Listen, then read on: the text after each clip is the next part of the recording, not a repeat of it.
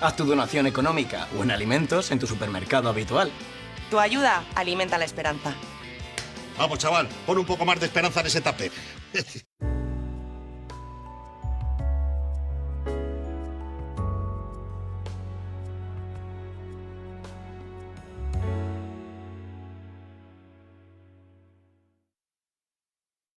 Este programa se emite simultáneamente en radio, televisión y redes sociales.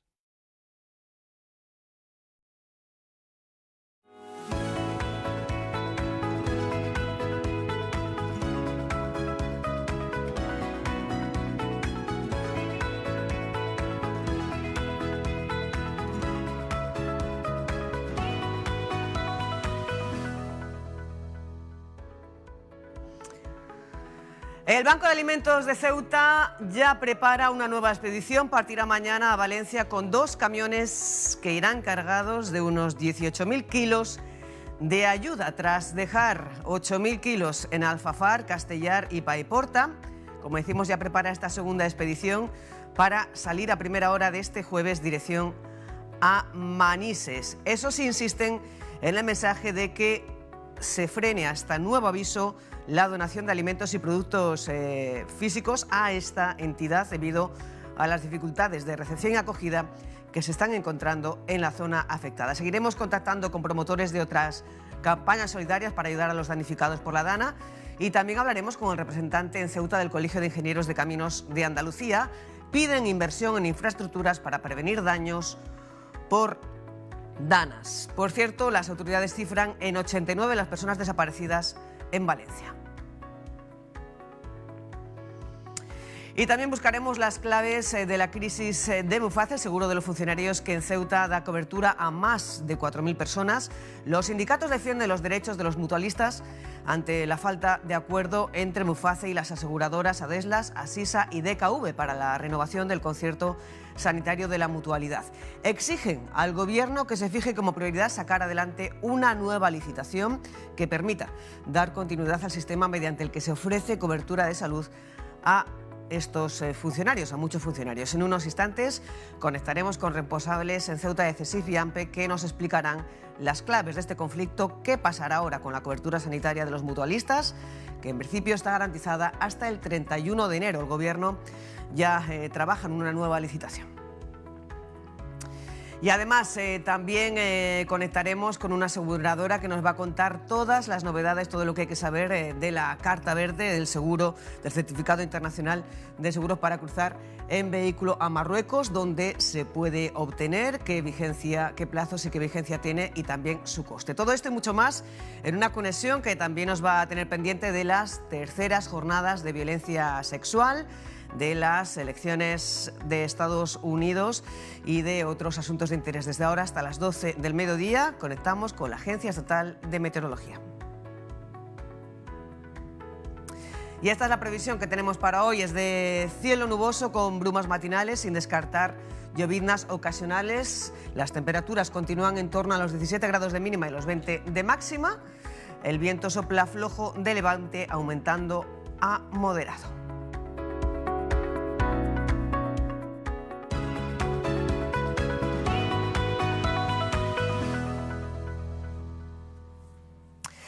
Son las 10 de la mañana y 4 minutos en la conexión de este martes. Bueno, pues mostrábamos ese momento en el que el Banco de Alimentos hacía entrega, primero en Alfafar, después en Castellar, de los productos, 8.000 kilos de ayuda que partían de Ceuta este martes, que también pues se culminaba con una entrega anoche en Paiporta. Regresaba la expedición con 3 vehículos anoche y Rafa Morales ya se prepara una nueva salida con 2 vehículos y en torno a 18.000 kilos de ayuda. Así es, Susana, buenos días desde este centro neurálgico que se ha convertido en local de la Avenida de Madrid, donde ya estábamos este lunes de esta semana. Se ha ido recogiendo desde el pasado sábado esa cantidad de kilos de solidaridad por parte de la iniciativa también altruista de Mónica Tenorio y con la ayuda del Banco de Alimentos de Ceuta, con su responsable y su presidente, Pedro Mariscal, al frente, quien nos va a comentar precisamente el protocolo que se va a llevar a partir de ahora. Porque, Pedro, muy buenos días. Hola, ¿qué hay? hay? Buenos días. En estos momentos ya está todo paletizado, está todo en este local, bueno, casi todo, porque se va sacando poco a poco en furgonetas que están yendo al puerto, al almacén de Logitran, ¿no? Exacto, ese es el trámite que se está haciendo. Ahora se está preparando la carga para que mañana a las 9:30 de la mañana puedan coger 2 vehículos, un tráiler de Logitran y el camión pequeño que tiene el banco de alimentos, que irá también acompañándolo y cargado, por supuesto, para hacer una carga completa, ya que se ha ofrecido un lugar para poderlo recepcionar, porque eso es un problema grande que ahora mismo está habiendo en Valencia, que es precisamente el lugar donde se puede depositar los alimentos y todo lo que se lleve, y en ese momento pues organizar todo lo que es el paso y demás. Hemos escuchado testimonios de personas que no podían ayudar con dinero, pero se han ofrecido viniendo incluso con su furgoneta, con lo que tenían, con la poca ayuda que podían hacer, que es mucha, valga la redundancia, aunque no pudiesen aportar económicamente. Ha habido mucho colapso en cuanto a los productos. Se demandaba ya desde el lunes que dejasen las personas de traer productos alimenticios y se centrasen más en material de desinfección, de actuación en la zona. Pedro, para todo el mundo que nos esté viendo y escuchando en la Radio Televisión Pública de Ceuta, a partir de ahora, ¿qué tipo de ayuda se puede prestar por parte de la sociedad Caballa con Valencia? Pues yo ahora mismo lo que pediría es un stop. Eso es primordial, un stop. Vamos a parar, que ahora estamos con un pendiente de una gran recogida aquí en Ceuta, que es 22, 23 y 24. Esa gran recogida hay parte que se va a destinar para allí también, para Valencia, de toda España, de todos los bancos de alimentos, y dejar un poco que sea Valencia quien pida el apoyo que vaya necesitando, que es como nos estamos coordinando. Ya se han hecho bien cargo completamente, una coordinación completa a través de una entidad, un ente, que es el que dice vamos a hacer esto, esto y esto, y todo lo que hagamos fuera de esto, esto y esto, ya estamos entorpeciendo la labor que se está haciendo en Valencia. Yo puedo decir, quizás me adelante una pregunta tuya, ¿qué es lo que te vas a encontrar allí? Eso yo queríamos preguntarle. ¿Qué es lo que te vas a encontrar allí? Allí lo que te vas a encontrar es lo que nos encontramos nosotros. Un principio, un caos, y a las 3 horas más o menos de haber terminado nosotros la descarga, entrar en Valencia y pasar pues al reino, vamos a llamarle así, una paz, una tranquilidad, como si no hubiera ocurrido absolutamente nada. Imaginaros un pueblo fantasma destruido totalmente, y a 2,5 kilómetros está una capital llena con todo y demás. Es decir, que se te caen los pies al cielo. Nosotros cuando entramos allí en Alfarfar, que fue el primer sitio que estuvimos, primero que nos tuvieron que guiar, porque aquello ni hay carretera ni hay nada, no se ve nada porque todo es barro. Llegar hasta el cuartel de la Guardia Civil, que yo empecé a mirar a los lados donde estaba el cuartel de la Guardia Civil, estaba derruido totalmente el cuartel, y los guardias civiles que están partiéndose el pecho allí estaban metidos en la oficina, la tenía en un portal de un piso, es decir, que para hacernos una idea, los militares están allí trabajando como locos, hay una mano de obra impresionante, la UME no termina de parar, es decir, que son 3 servicios continuados, la policía local, la policía nacional y la Guardia Civil, que se están volcando con todo, porque se están encontrando cosas que a lo mejor yo creo que no la habrán visto nunca, porque yo lo que he visto allí, y no he visto nada prácticamente, es asombroso. Se te caen los palos del sombrajo, como hablamos aquí en Ceuta, los palos del sombrajo, se te caen de ver pisos destruidos, coches apilados unos encima de otros, pero no es porque estén apilados porque se han subido, sino que lo han subido las riadas esas tan grandes e inmensas que ha habido. Coches en los altos de las rotondas, el olor y demás no es tanto, porque yo no he llegado a percibirlo, la verdad que no he llegado a percibirlo. A mí si algo me gusta es decir la realidad, ver a las personas que en el momento que vieron que estaba llegando alimento, bajaron de sus casas a acercarse para recoger esos alimentos que le habíamos llevado, y por lo demás ha sido espantoso en esa parte. Y después, cuando llegamos a lo que es la ciudad de Valencia, nos encontramos que efectivamente que todavía hay vida y todavía sigue andando. Presidente del Banco de Alimentos de Ceuta, estamos viendo en este momento en directo cómo ya llega una de las furgonetas que van a ir transportando, suponemos, pues esa cantidad de palés, porque el tráiler alberga 33 palés de capacidad máxima, más el camión que va de Banco de Alimentos.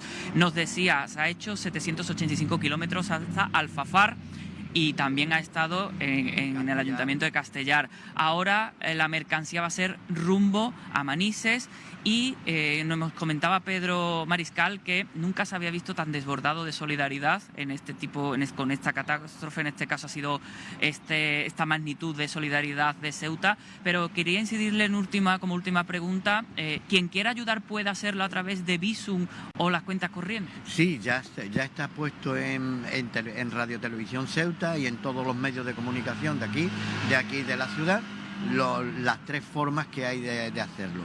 Una a través de FEFAL, otra a través del Banco de Alimentos y otra a Bizum, que es del Banco de Alimentos de Ceuta. Es decir, que no, para ahora, si quieren seguir donando, pueden ir donando por ahí, que eso se va a ir convirtiendo después a la hora que, conforme vaya demandando Valencia cosas, pues se le irá preparando, y de aquí a un mes pues volveremos a echar otra vez y haremos otra campaña de estas así grandes, sobre todo cuando termine la gran recogida, para llevarle cosas para allá.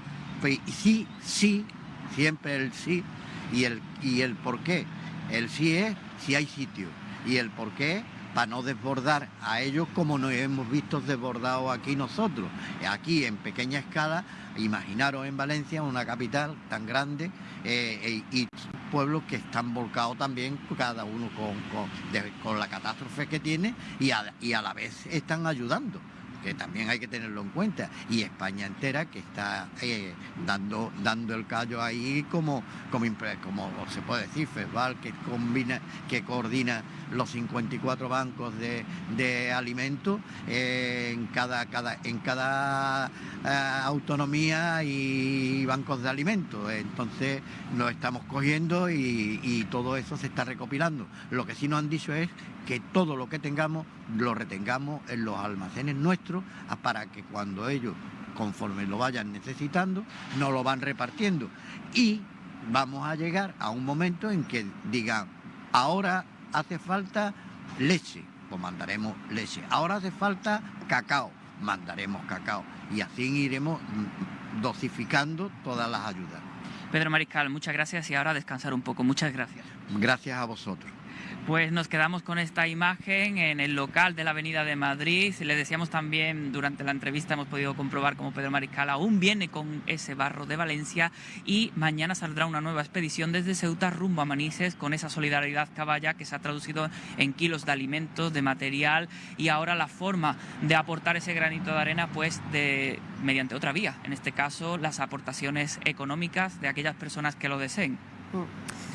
Pues muchas gracias, Rafa. Estaremos pendientes de esa nueva salida, de esa expedición que va, pues incluso superar el doble de la ayuda desplazada esta semana a la zona afectada de Valencia, en este caso a Fafar, a Castellar y a Paiporta. La siguiente irá destinada a Manises. Muchísimas gracias. Y de esa Avenida Madrid nos vamos a la Plaza de los Reyes a buscar las claves del conflicto de la crisis de Muface, una vez que las aseguradoras Adeslas, Asisa y DKV hayan rechazado la renovación de este concierto, una cobertura sanitaria de Muface que afecta a muchísimos funcionarios en Ceuta. Ana Biaza, muy buenos días. ¿Cuáles son las claves de este conflicto y qué va a pasar a partir de ahora? Buenos días. Era la crónica de un concierto desierto anunciado, porque en la negociación de ese contrato las aseguradoras estaban pidiendo una mejora de la prima de un 40%. La postura del Estado, que no ha variado desde el inicio, era de mejorar esas condiciones en un 17%, y eso lo decía el Estado cuando la propia Muface hablaba de mejorar esa prima por encima del 20%. Al final, como anunciaba Susana, el concierto se ha quedado vacío. Afecta a más de 4.000 funcionarios en la ciudad, la mayoría docentes. En torno a un 65% de esa cifra es personal de educación. Remedios Acosta, de AMPE, ¿qué valoración, qué reflexión cabe hacer? ¿En qué situación quedan? Vamos a ver, ahora mismo, pues fíjate, primero que hay un desconcierto total entre todos los funcionarios. Yo hablo de la parte docente, ya que somos el sindicato mayoritario de la enseñanza pública no concertada. Entonces, y no universitaria, perdón. Entonces hay un desconcierto total. Nosotros pedimos que el Gobierno vuelva a proponer una nueva licitación y que, desde luego, el Gobierno tenga que encauzar, Gobierno y Muface, que tampoco llegan a ningún acuerdo, tengan que encauzar esta situación para que urgentemente salga un acuerdo. Es decir, así no podemos vivir. Es cierto que ha dado un plazo de unos 8 meses para que podamos seguir teniendo unas prestaciones de salud, pero somos muchos funcionarios y yo creo que nos merecemos una salud en condiciones y que nos merecemos que además las prestaciones aumenten, es decir, o sea, no se mermen, sino que aumenten, y que el Gobierno fije una partida para que efectivamente esto se pueda llevar a cabo. Por otra parte, además, no hay claridad nunca entre ni Muface ni el Gobierno. Es decir, ninguno de los dos tienen claridad a la hora de exponer lo que ocurre, y además tienen poca comunicación con los agentes, bueno, que representan a los funcionarios. ¿Eso suscita sospechas de algún tipo? Yo no sé. Pienso particularmente que se va a arreglar. Yo pienso que se debería arreglar. Imagínate esa cantidad de cientos de miles de funcionarios, o sea, titulares y beneficiarios, porque claro, no solo están los titulares, que esto se incorporaran a la sanidad pública, esto sería un colapso. Es decir, yo pienso que se puede licitar y con una partida fija suficiente solucionarlo. Pienso. Vamos a ver. El plazo que se ha dado por el momento, mientras se soluciona de alguna manera esta situación, nos lleva al mantenimiento de la sanidad para esas personas afectadas tal cual está. ¿Hasta cuándo, Remé? Yo tengo entendido que Muface, que ha hecho un comunicado diciendo que no nos preocupemos, que todo seguirá igual, hasta 8 meses. Porque, lógicamente, tiene que dar cobertura. Pero esos 8 meses, ¿hasta cuándo nos llevan? Hasta cuando otra vez saliera una licitación y bueno, se pudiera hacer a ver si el Gobierno pone dinero, una partida para que esto se pudiera llevar a cabo. Es decir, entre Gobierno y Muface, porque ya está claro que las compañías aseguradoras, ni Asisa, ni Adela, ni DKV van a hacer, o sea, lo han dejado desierto. Ya estamos. A CESIF, Juan Iglesias, buenos días. ¿No le ha sorprendido que el concierto quedara desierto? No, lo venimos avisando desde hacía un tiempo, que la oferta del Gobierno era una oferta cicatera. La misma Muface, la oferta la elevaba al 24%, se ha quedado en la oferta en un 17,10%. El servicio es un servicio que funciona, que tiene una antigüedad desde el año 75 y siempre ha dado resultado. No entendemos este cambio. Para absorber esa cantidad de mutualistas para el Sistema Nacional de Salud, que ya está medianamente colapsado, supondría un quebranto, aparte que no hay ahorro por ningún lado, ya que el coste de un mutualista está alrededor de los 986 euros y el coste de un asegurado de la Seguridad Social es de 1.608, creo. Y, por otro lado, hay estudios de la Fundación IDIS, entre otros, que nos dicen que 800 millones de euros es lo que ahorra el Estado teniendo Muface. Y por contra, el pasarlo al Sistema Nacional de Salud sería esos 890 millones más 1.000 millones más de incremento del gasto. Por no hablar de los puestos de trabajo que se perderían en la sanidad privada, que se calcula que serían alrededor de 15.000 puestos. Entonces, la ganancia o la ventaja, aparte de una cuestión de voluntad política, no se ve por ningún lado. Mañana tenemos una reunión con el ministro Óscar López para ver si desencajamos el tema y desde luego están obligados y exigimos que saquen una nueva licitación con unas condiciones mejores que permitan que el servicio continúe y que no se menoscabe la calidad del mismo, ¿no? ¿Se ha menoscabado en los últimos años? Ha hablado de que se viene haciendo de esta forma desde el año 75. ¿Cuál ha sido la evolución en los últimos tiempos? Claro, en los últimos tiempos el servicio cada vez es un poco más deficitario.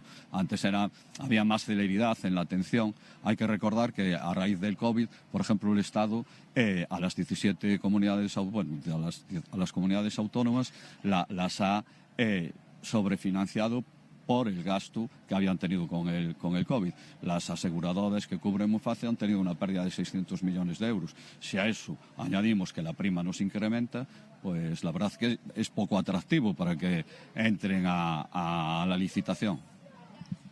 ¿Cuál sería un incremento atractivo a ojos de los sindicatos? Porque son datos tan diferentes, ¿no? Lo que pide la aseguradora, lo que ha ofrecido el Gobierno en el contrato que sacó a licitación que ha quedado desierto, lo que dice Muface. No sé si han valorado desde la parte sindical cuál es la cifra que más se ajusta a lo que sería necesario para que no hubiera razones para no concurrir a esa licitación. Hombre, una cifra es difícil darla, pero cuanto menos por encima del 24 que ofrecía Muface. O sea, si Muface, que es el mismo gobierno, calculaba que eso sería una buena prima para la licitación, el que vaya ya por debajo parece que es que están obligando a un contrato temerario. Hay aseguradoras, creo que fue DKV, si no me equivoco, que claro, dice que el servicio supondría la quiebra de la empresa al asumir esa cantidad de mutualistas con esas condiciones.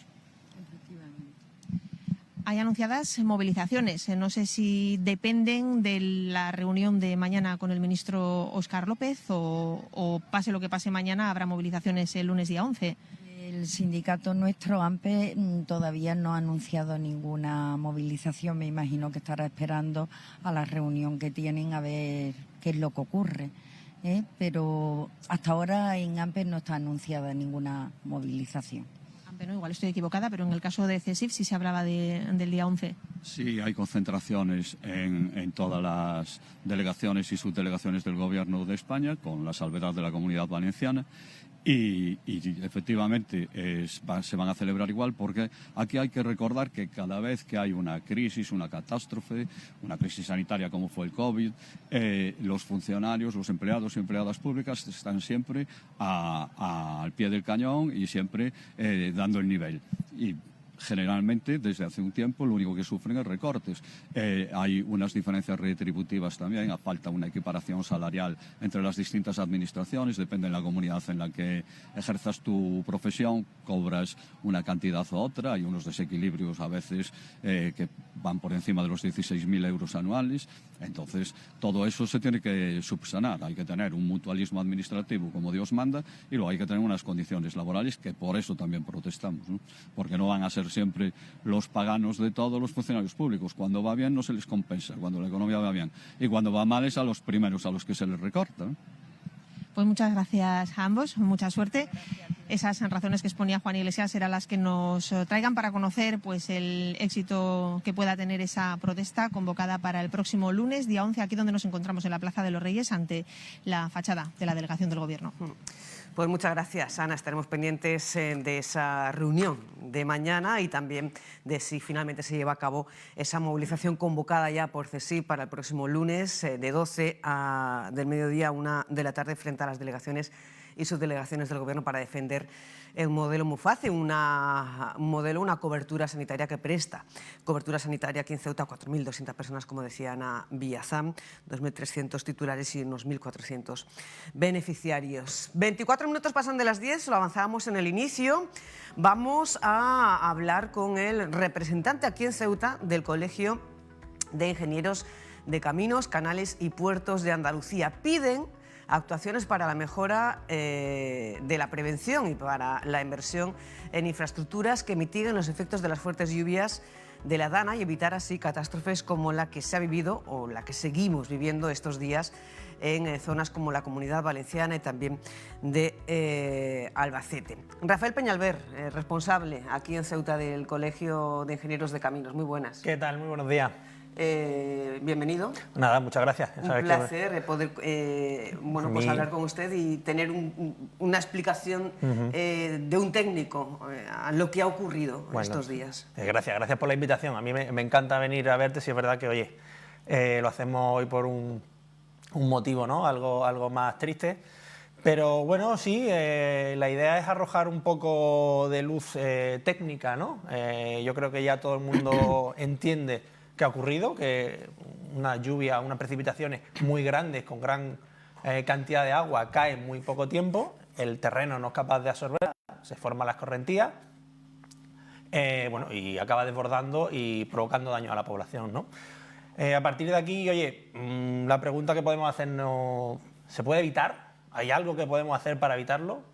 Y desde la parte técnica, desde la parte de los ingenieros de caminos, pues oye, queremos responder que el riesgo cero no existe, es decir, podemos minimizar absolutamente los daños, es lo que sabemos hacer, es lo que tenemos que hacer y sabemos cómo hacerlo, ¿no?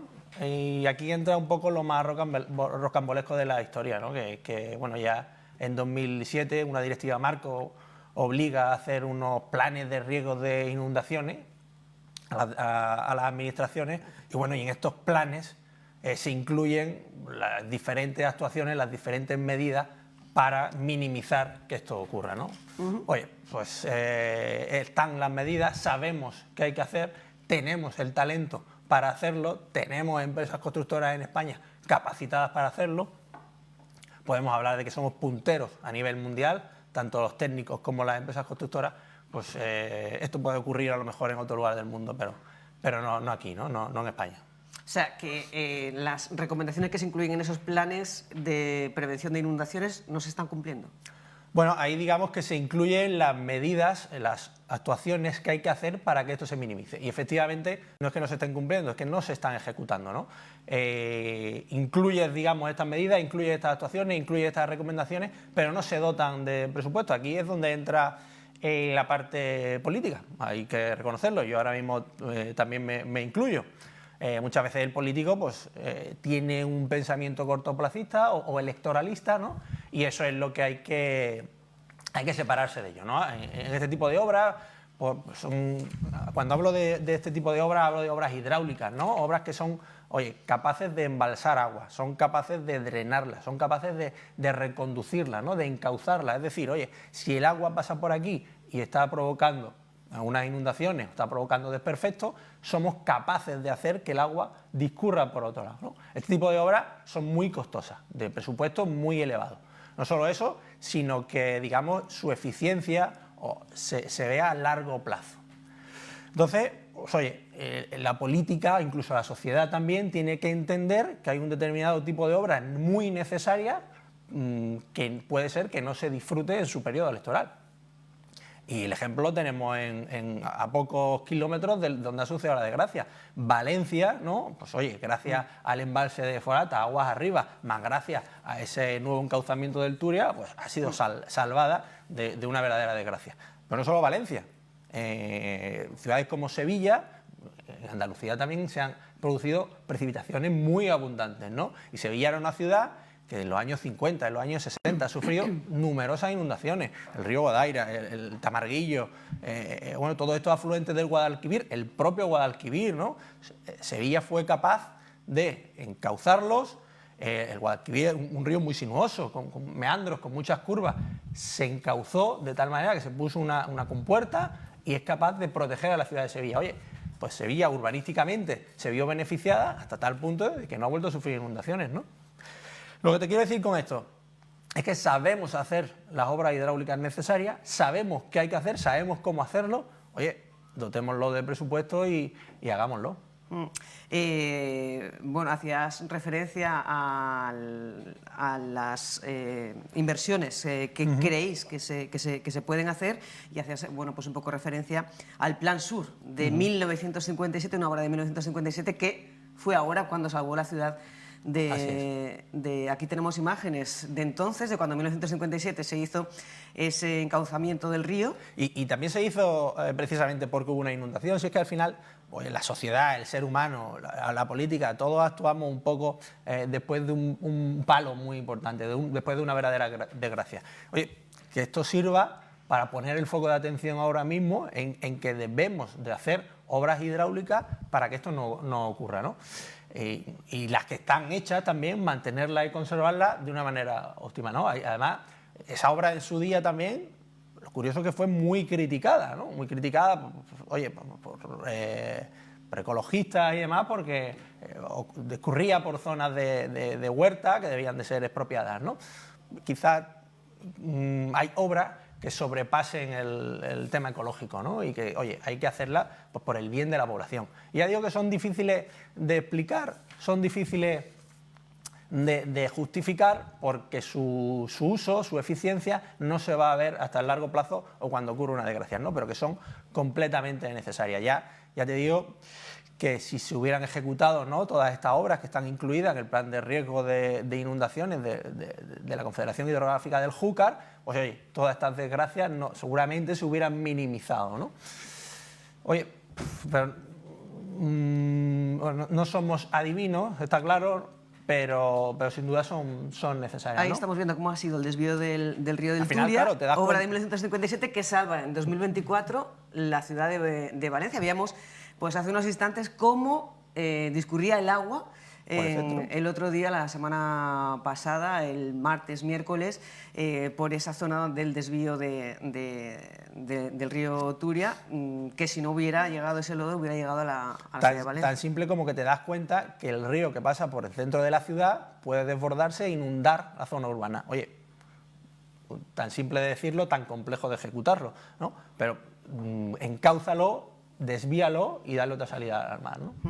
De alguna manera te refieres un poco a la falta de voluntad política para dotar presupuestariamente de todos estos proyectos que se incluyen en los planes de inundaciones. No creo tanto como que la política decida, oye, esto no se ejecuta, hagamos otra cosa por el motivo electoral, pero sí por el desconocimiento quizás de la importancia que tenga. Y he metido a la política, pero meto también a la sociedad, ¿no? Nadie le da la importancia suficiente hasta que ocurre una desgracia, ¿no? Quizás por eso sea el momento, oye, ahora que estamos todos tan sensibilizados con este asunto, sea el momento de aprovechar para hacer un poco campaña y darle la importancia necesaria a la obra hidráulica, ¿no?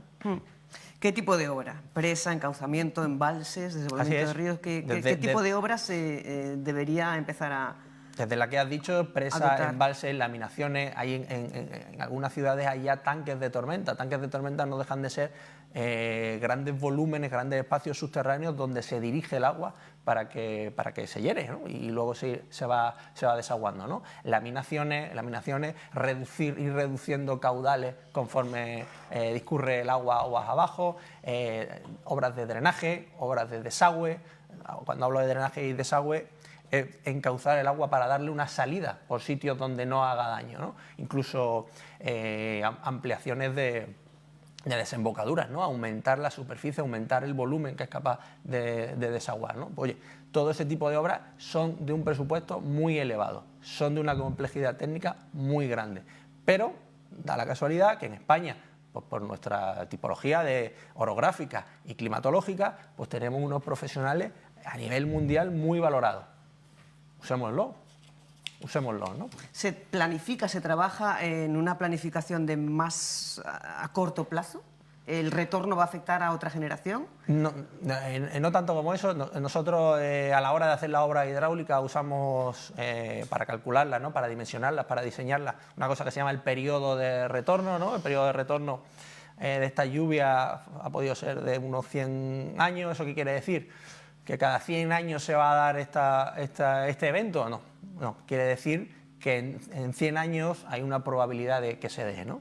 No quiere decir que cada 100 años como un reloj suizo se dé, ¿no? Puede ser que no se dé y puede ocurrir que en los siguientes 20 años se dé 2 veces, ¿no?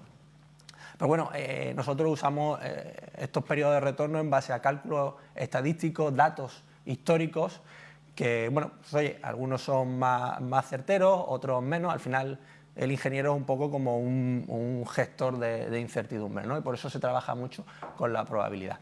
Pero eso que me preguntabas, oye, el hecho de que se haya dado ahora quiere decir que no se va a dar en los próximos 100 años, no es verdad. Puede darse perfectamente o puede no darse. Lo que hay que estar es preparado si se da.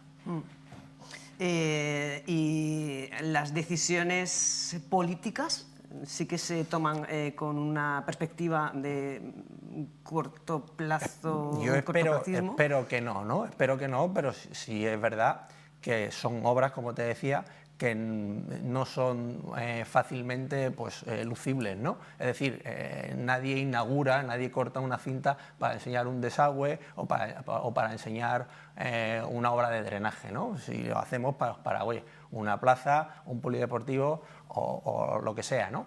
Bueno, por eso te decía que son menos políticas que otra cosa, pero muy, muy importante y muy necesaria. Yo estoy seguro que si a la política se le explica y se le hace entender de la importancia y la necesidad de esta obra, sobre todo ahora, que es el momento, que está todo el mundo muy sensibilizado, pues dotará presupuestariamente de las actuaciones para llevarla a cabo. Pero bueno, al final, por mucha inversión que se haga, ayer escuché al presidente del gobierno indicar, creo que eran 10.000 millones de euros. 10.600 millones de euros. Oye, nosotros hablamos de obras de cientos de millones de euros, ¿no? Es decir, que son rentables a largo plazo, sin ninguna duda, ¿no? Por no hablar de oye, la cantidad de daños en viviendas, garajes, sótanos, ¿no?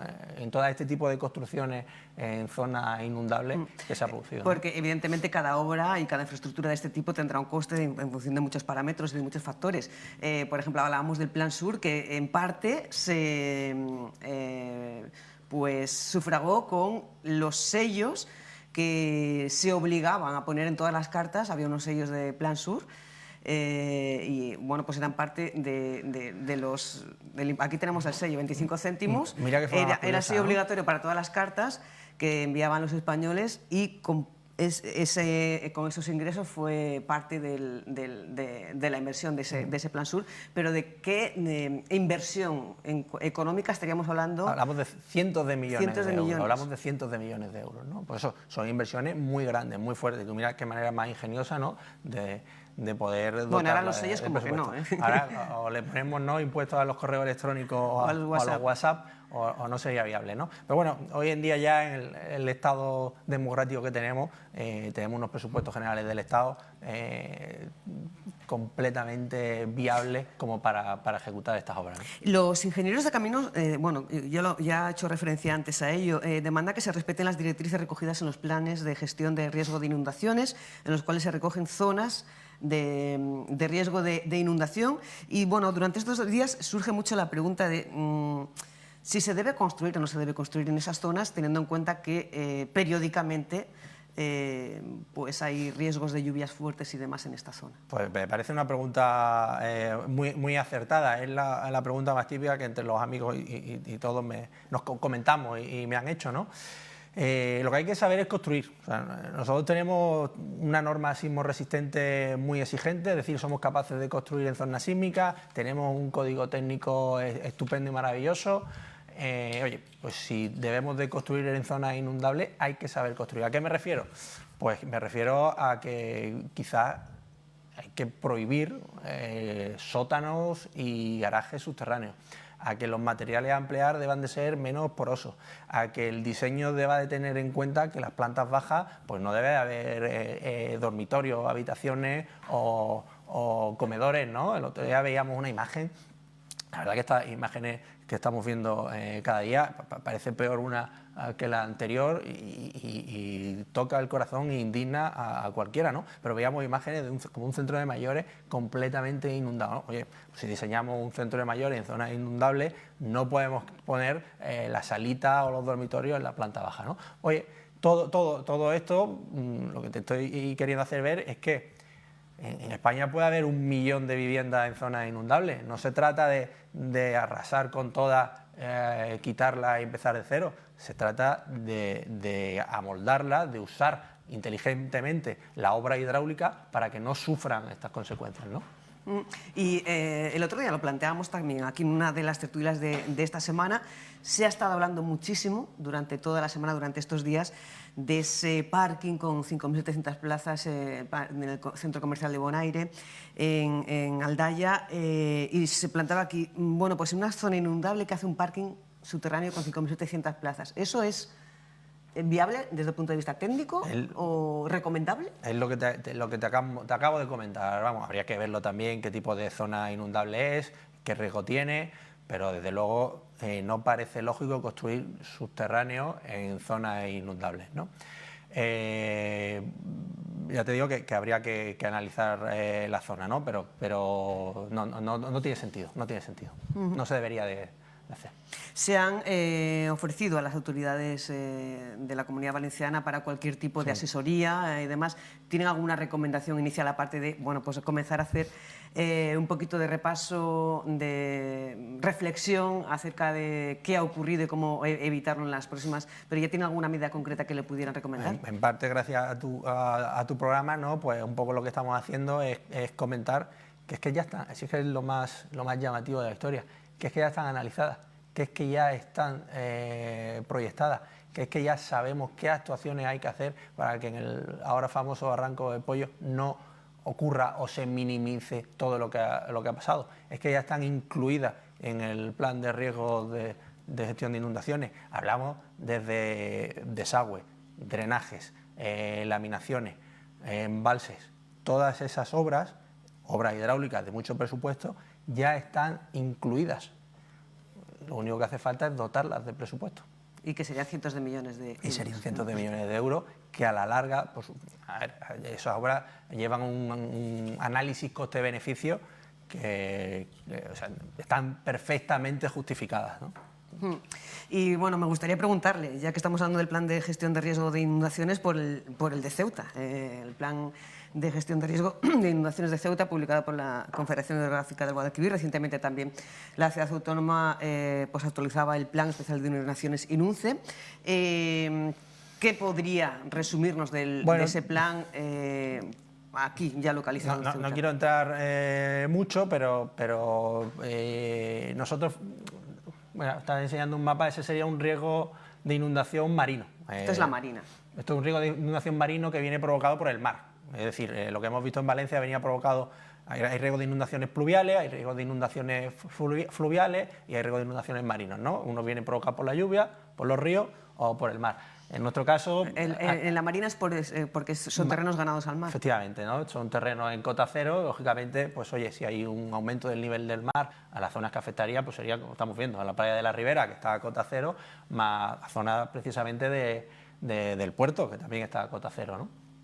Pero nuestro riesgo de inundación a nivel fluvial, digamos, por los ríos, nosotros tenemos el arroyo de las Bombas, el arroyo de Benítez y digamos que no tiene esas cuencas o esos arroyos, no tienen una superficie tan grande como para recoger tanta agua que haga daño. Casi diríamos, de hecho el propio plan habla de que el riesgo es mínimo, es mínimo. Afortunadamente no tenemos riesgo de inundación, desgraciadamente eso quiere decir que es que tenemos poco agua, ¿no? Y estas son las 3 zonas que podríamos destacar como zonas de riesgo de inundación, ¿qué serían? Esas son las riesgos de inundación que te comentaba, de riesgo fluvial, que vienen provocadas por los arroyos que hemos dicho, ¿no? Pues eso, la zona aledaña pues tienen posibilidad de inundación, pero vuelvo a repetir que es mínima, tan mínima que ni siquiera se recogen medidas exhaustivas dentro del propio plan, ¿eh? Que serían, en resumen, en la zona de Benzú, la zona de la Almadraba y la zona de las murallas. Exacto. Más o menos, ¿no? Eso es.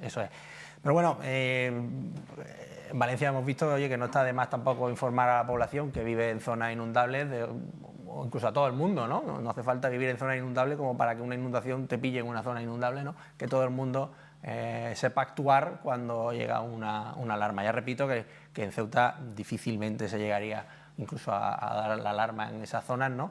Pero no está de más que socialmente sepamos comportarnos ante un riesgo de inundaciones, ¿no? Hay sociedades, siempre hablamos de la japonesa, ¿no? Que saben perfectamente cómo comportarse ante riesgos de terremoto porque viven en una zona sísmica muy elevada.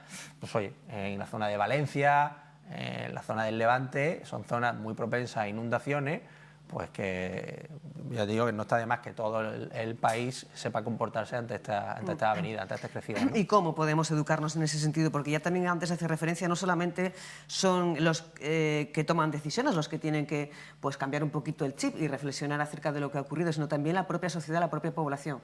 ¿Cómo se puede educar a la población para mejorar en este sentido? Con educación. No creo que sea muy complejo. Estoy seguro que entre tú y yo, si hablamos 5 minutos, caemos en la cuenta que, por lo pronto, si te llega un mensaje al móvil de que es probable de que haya una gran crecida de un río y se desborde, lo primero que pensamos, pero hemos aprendido a base de esta desgracia, que no hay que entrar en los garajes, que no hay que coger vehículos, ¿no? Pues oye, son diversas indicaciones que yo ahí sí es verdad que no soy un experto, pero que con educación y con conciencia estoy seguro que hubiéramos salvado muchas vidas. Y al final los desastres, el costo material, bueno, pues se arregla con dinero, ¿no? Pero el costo personal, eso no tiene valor, ¿no? Cuando hacemos estas obras y analizamos el coste-beneficio, oye, el coste de salvar vidas, eso hace rentable cualquier cosa, ¿no? Pues Rafael Peñalver, responsable en Ceuta del Colegio de Ingenieros de Caminos de Andalucía, muchísimas gracias por compartir con nosotros, por poner un poco ese testimonio técnico a lo que ha ocurrido, a cómo se podía haber a lo mejor mitigado un poquito los efectos de esta dana y bueno, pues por también traernos un poco cuáles son las zonas de riesgo, aunque sea menor el riesgo, aquí en la ciudad autónoma de Ceuta. Muchísimas gracias. Nada, un placer y ojalá que la próxima vez pues vengamos por otro asunto. Por otro asunto, como por ejemplo la estación marítima. ¿Cómo va la estación marítima como responsable del proyecto? Hace tiempo que no sabemos de la novedades. Me reía porque intuía por dónde iba la pregunta, ¿no? Bien, ahora digamos, por destacar algo, ¿no? Que sepáis, pues ya sabéis que tenemos 4 galerías de embarque, 4 galerías de atraque, nos hemos quedado con 2. Todo el mundo recuerda seguro esa galería llena de cubos, ¿no? Llenas de goteras y en un estado un poco lamentable. Pues han empezado ya a ejecutar, a trabajar en ellas, están demoliendo y estamos trabajando únicamente con 2 atraques, cosa que hace muy complejo el flujo marítimo, pero bueno, eso quiere decir que estamos siendo mucho más exigentes todavía con los horarios. Espero que también con la colaboración de las navieras, lógicamente, ¿no? Y espero que la población eso lo note y lo valore, ¿no? ¿Y para cuándo estarán listas estas nuevas galerías? Pues como la estación marítima, esperemos no, seguro que para 2025 seguro. Seguiremos pendientes. Ya esa obra, esa infraestructura será para otra ocasión. Muchísimas gracias, Rafa. Gracias a ti, un placer. El placer es nuestro, como siempre. Y de Rafa a Rafa, nos vamos a la Biblioteca Pública Adolfo Suárez con Rafael Morales, que sigue pendiente de esas terceras jornadas de violencia sexual que organiza el Centro Asesor de la Mujer. Hoy es el segundo y definitivo día de esta iniciativa. Y en este caso, bueno, pues se ha comenzado con un experto en violencia sexual en las redes sociales, que ya está con Rafael Morales. Muy buenas de nuevo, Rafa. ¿Qué tal? Muy buenas. Por segunda jornada estamos en la Biblioteca Pública Adolfo Suárez, donde el Centro Asesor de la Mujer lleva a cabo estas terceras jornadas de violencia sexual. Hoy una de las ponencias va a tratar la violencia sexual en el ciberespacio y vamos a hablar con el perito informático Jorge Coronado, que nos acompaña en esta sala. Muy buenos días. Muy buenos días. En cuestión de unos minutos realizará su ponencia. Se va a centrar precisamente en su labor, en cómo detectar estos casos de violencia sexual en Internet, ¿no? Sí, efectivamente, de cómo llegar a identificar a través de pruebas digitales a los autores de estas violencias y estas agresiones que se ejercen a través de las redes sociales e Internet. Concretamente, ¿cómo es la labor de un perito informático a la hora de ir buscando esos indicios, esas huellas que se van dejando de violencia sexual? Bueno, es complicado porque tenemos que tener una parte de atención a las víctimas, lo cual hay que tener una gran capacidad psicológica para saber cómo poder ayudarlas. Luego, posteriormente, pues hay que tener recursos y conocimientos informáticos para llegar a identificar a los autores. No olvidemos que luego todo esto termina en un procedimiento judicial, por lo cual la cadena de custodia y la garantía en todas las pruebas y en todo el proceso tiene que ser excelente. Vosotros, por vuestro trabajo, los peritos informáticos, sois quien realmente, cuando vemos los medios de comunicación, mostramos esas imágenes pixeladas de diferentes actos de violencia sexual, sois quienes veis todo el material y esas imágenes duras, ¿no? Sí, claro, es parte de nuestro trabajo también ver todas las pruebas digitales que hay, efectivamente. Y en cuanto a los casos con los que trabaja, los que vas a poner de ejemplo, ¿nos puedes comentar por encima alguno en concreto que haya resaltado, que le haya llamado la atención, que haya costado encontrar al sospechoso? Sí, bueno, vamos a hablar sobre ciertos fenómenos que hemos encontrado en redes sociales, por ejemplo, cómo diferentes usuarios quisieron que un día concreto fuera el Día Internacional de la Violación de las Mujeres. Luego también vamos a hablar de la grabación de 80 mujeres en un festival de música donde se le grabaron meando. También vamos a hablar de eso, de cómo se ha encontrado en diferentes plataformas a muchas mujeres meando y luego subiéndose a plataformas pornográficas. Vamos a hablar también de casos de pornografía donde se han encontrado la identificación por parte de los usuarios de las actrices o personas que a lo mejor están públicas sin consentimiento. También vamos a hablar de esas aplicaciones espías que se publicitan en las redes sociales y que son virus informáticos. Y también del caso que es tan conocido en Francia, y para terminar con la inteligencia artificial y la creación de desnudos con IA. En cuanto a la inteligencia artificial, también parece que se ha puesto de moda el hecho del deepfake, de cambiar la cara. Esto también es otro tipo de delito, de agresión, cómo se manipula estas imágenes. ¿Estáis trabajando últimamente también en esta cuestión? Sí, o sea, hay muchos casos. No puedo cuantificarte exactamente la cantidad de casos que tenemos, pero muchos. Se está utilizando ya sobre todo en los menores. Hay muchos menores que están utilizando estas aplicaciones para coger con fotos de compañeras suyas y las ponen desnudas con inteligencia artificial. Y eso es bastante común. Luego en las páginas porno también hemos visto que influencers y diferentes personas, celebridades y tal, pues también las desnudan o incluso llegan a crear vídeos con actos sexuales. Jorge Coronado, como experto, a lo largo de los casos que ha ido tratando y descubriendo, el rango de edades, ¿dónde encuentra mayoritariamente casos de afectados?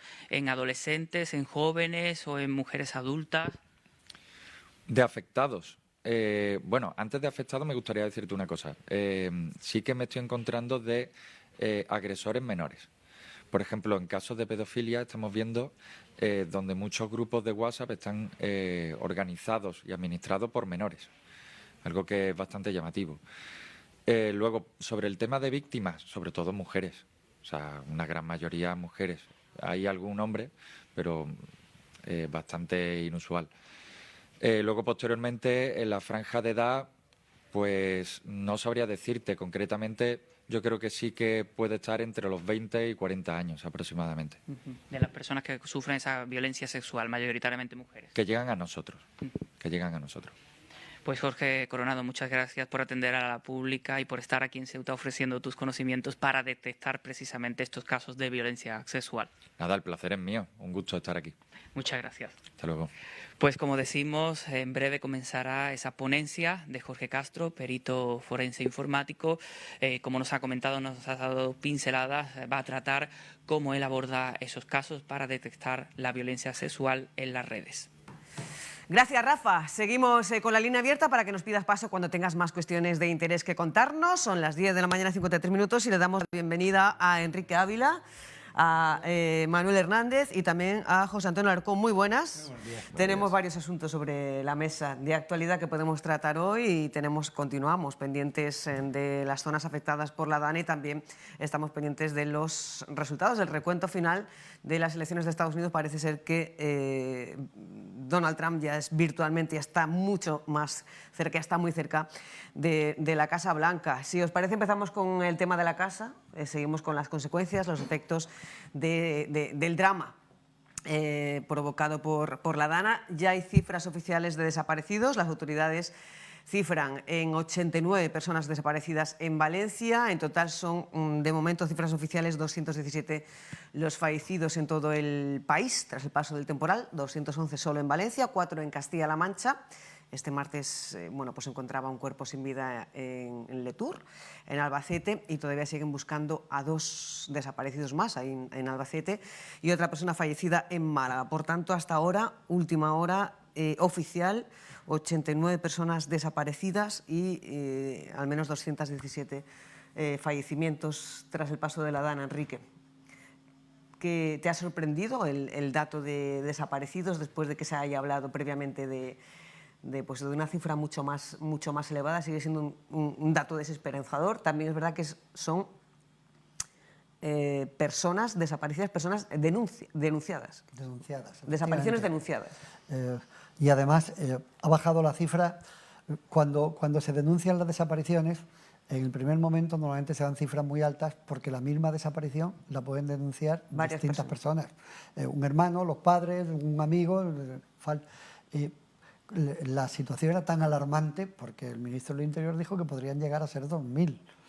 Enseguida ya bajaron a 1.000 y ahora estamos en una cifra que es terrible, pero que con las cifras que hemos manejado antes, pues casi respiras con alivio.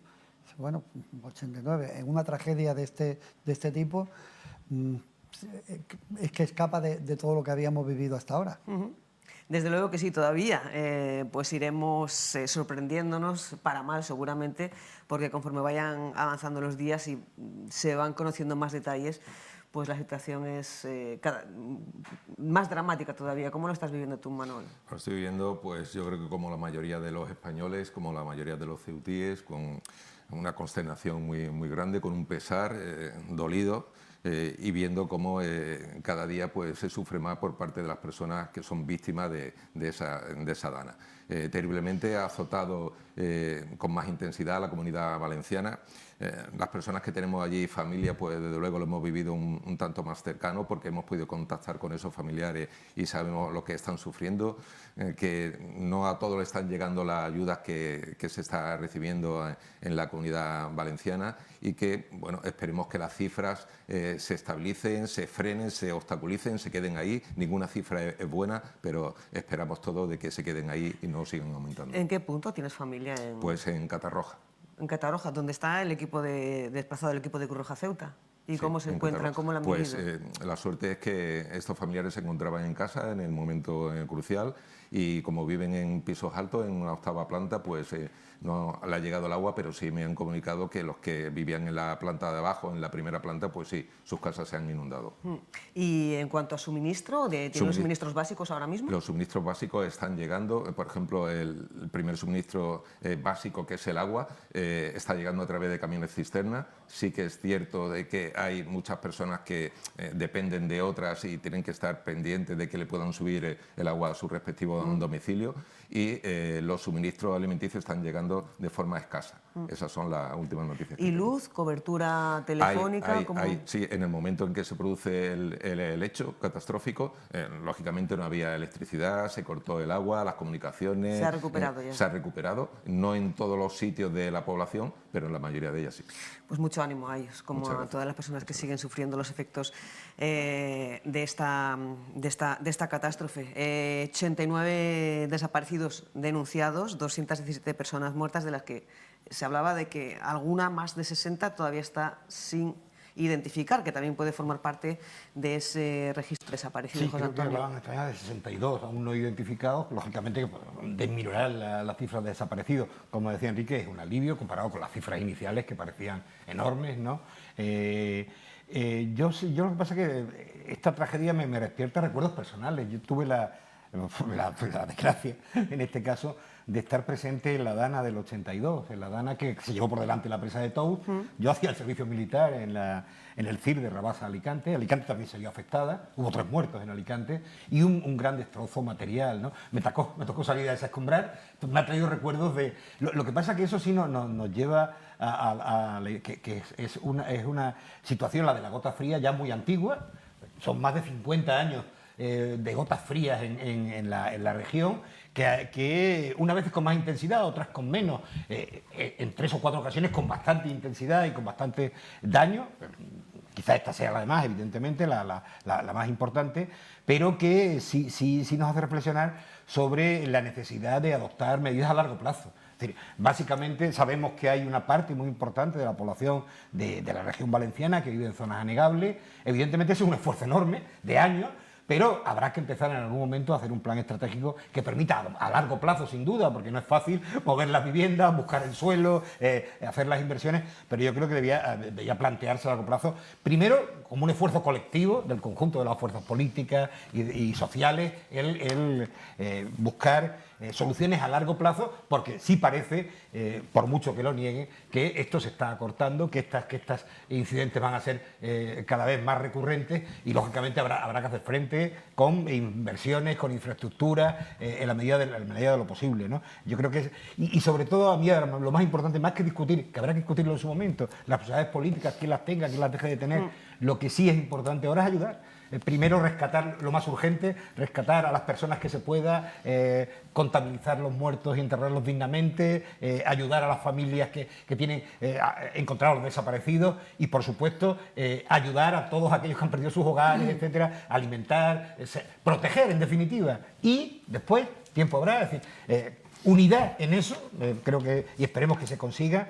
Y después lo demás. Y también, lógicamente, no sembrar con falsas noticias, con alarmas, no ir a provocar, el caso de Alvise, ¿no? Me parece repugnante, ¿no? Que en una situación como esta, de dolor, alguien vaya a sacar algún rédito político miserable, ¿no? Como el caso de Alvise, o el caso del reportero el otro día, intentando emitir noticias falsas, o el bulo, cuando la policía local de Madrid se desplaza a ayudar, que digan que esa es la comitiva real, es decir, en definitiva los bulos, que son lo más sangrante, lo más vergonzante, lo más miserable de esta situación. Ahora continuamos hablando de esto porque has abierto el melón de muchos temas. Has abierto el melón de la Pantana de Todos, que en el 82 fueron 40 fallecidos. Has abierto el melón de la necesidad de inversión a largo plazo de infraestructuras. Precisamente acabamos de hablar con el responsable aquí en Ceuta del Colegio de Ingenieros de Caminos en Andalucía, que demandan pues esa inversión a largo plazo. Dice que son inversiones muy altas, que tienen pues un retorno a muy largo plazo. De hecho, se ha visto ahora el retorno del Plan Sur, elaborado en 1957, que salvó ahora a la ciudad de Valencia de estar más de 60 años después de haber sido también afectada por este fenómeno, por esta situación dramática. Y ahora hablamos de todo eso y también de cómo se ha abordado en las redes sociales toda esta situación provocada por la Dana, pero nos pide paso Ana Villazán, que nos va a contar todos los datos sobre la Carta Verde para viajar con el coche a Marruecos. Muy buenas de nuevo, Ana. Pues ese es nuestro propósito. Buenos días de nuevo, Susana, y por eso nos hemos venido a Duarte Seguros para conocer los pormenores de ese papeleo, de ese trámite que hay que hacer cuando uno quiere atravesar, en nuestro caso, la frontera del Tarajal para cruzar a Marruecos, haciéndolo con vehículo, porque algo ha cambiado desde 2021 y no todo el mundo está informado sobre qué es lo que hay que hacer ahora. Eso es lo que le vamos a preguntar a José Duarte. En 2021 hay un cambio de normativa que hace que qué trámite haya que seguir ahora. Buenos días, Ana. Vamos a ver, básicamente en el año 2021 cambia la normativa y se crea un nuevo documento que se llama Certificado Internacional de Seguro, CIS. Este documento es un formato ya distinto a lo que conocíamos anteriormente como Carta Verde, pero bueno, la finalidad es básicamente la misma. Lo que hace el Certificado Internacional de Seguro es ampliar la garantía de seguro obligatorio que tenemos en España, que es obligatorio contratar, a determinados países. Hay países europeos en los que no hace falta este certificado, los países de la Comunidad Económica Europea, y hay 13 países extracomunitarios en los que sí es necesario. Por ejemplo, en el caso de Marruecos es necesario este certificado internacional de seguro, que ya te digo que como formato cambia, ya no es la carta verde antigua, sino que es un papel que habitualmente nos suele mandar la información por correo electrónico a nosotros o al cliente y se imprime en un A4 normal y corriente. Y con eso nos permite viajar a determinados países, entre ellos Marruecos. Y es una ampliación del seguro contratado por la persona que tiene un vehículo, va a una empresa de seguros, hace su correspondiente contratación. ¿Y va inherente, en esa contratación va inherente la disposición de ese CIS, de ese certificado internacional, o ha de ampliar el contrato que vaya a suscribir? Es buena pregunta. Mira, como te decía, el certificado, el CIS, es una ampliación de la cobertura a determinados países. Entonces, habitualmente el usuario piensa que se da por hecho de que la compañía tiene esa obligación de darte la carta verde. Bueno, afortunadamente la mayoría de las compañías dan el CIS sin ningún tipo de problema ni inconveniente. Pero yo, si tú me permites, quisiera hacer algunas aclaraciones o quisiera aconsejar algo al respecto. Yo pienso que el usuario debería de mirar primero si la compañía donde va a contratar o donde tiene contratado tiene el CIS, ¿no? O sea, si te lo puede dar automáticamente, para evitar luego un problema en el caso de que quiera ir a Marruecos y no pueda tener el CIS. En cualquier caso, hay siempre seguros de frontera donde se pueden contratar, pero bueno, ya te cuesta el dinero. Luego, por otro lado, al cambiar el formato y la forma de trámite, yo le sugiero al usuario que siempre lo comunique con unos cuantos días de antelación, para prevenir que la compañía, por trámites burocráticos, no se lo mande en el momento que él precisa del viaje. Y luego hay un tema también que es curioso, que lo hemos notado y también sugerimos a los clientes que lo verifiquen. Como tú sabes, en la antigua Carta Verde se tachaban determinados países, ¿no? Entonces, Marruecos no tiene que estar tachado, porque si está tachado significa que no puedes entrar en Marruecos. Entonces, se nos han dado ya varios casos de compañías que muchas veces por inexperiencia de los tramitadores o, en fin, no sé, por desconocer un poco la situación de Ceuta, te tachan Marruecos. Entonces, hay que verificar muy bien el certificado internacional de seguro, lo que llamamos la Carta Verde, para ver que la fecha es correcta, la fecha de efecto, la fecha de finalización y que Marruecos no está tachado. Parece una tontería, pero luego, si te metes en Marruecos y el gendarme te ve que Marruecos está tachado, pues ya tienes el lío.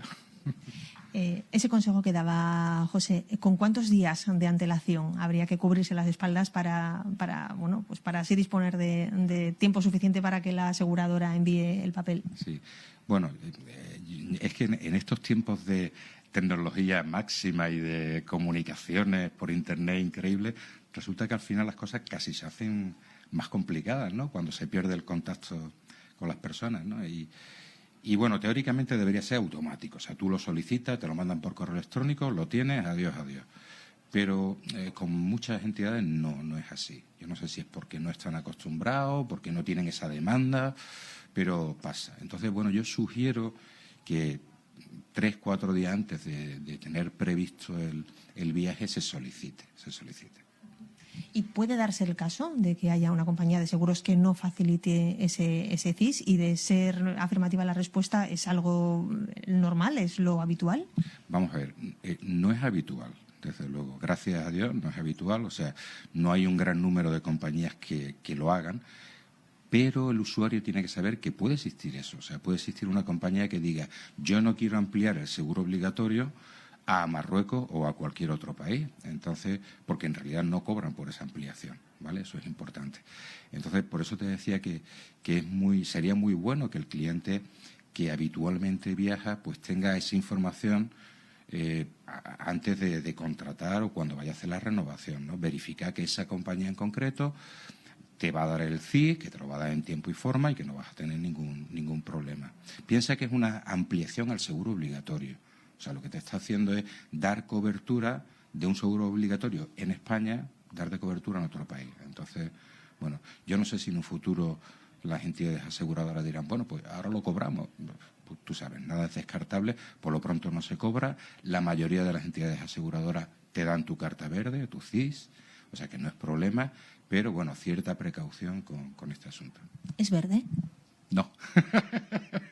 Antiguamente era verde y es muy curioso porque a partir del año 2021, cuando cambia el formato, que ya te digo que cambia también de tamaño, es en A4, se hace en papel blanco, pues fue un descontrol porque había muchos usuarios que te decían, no.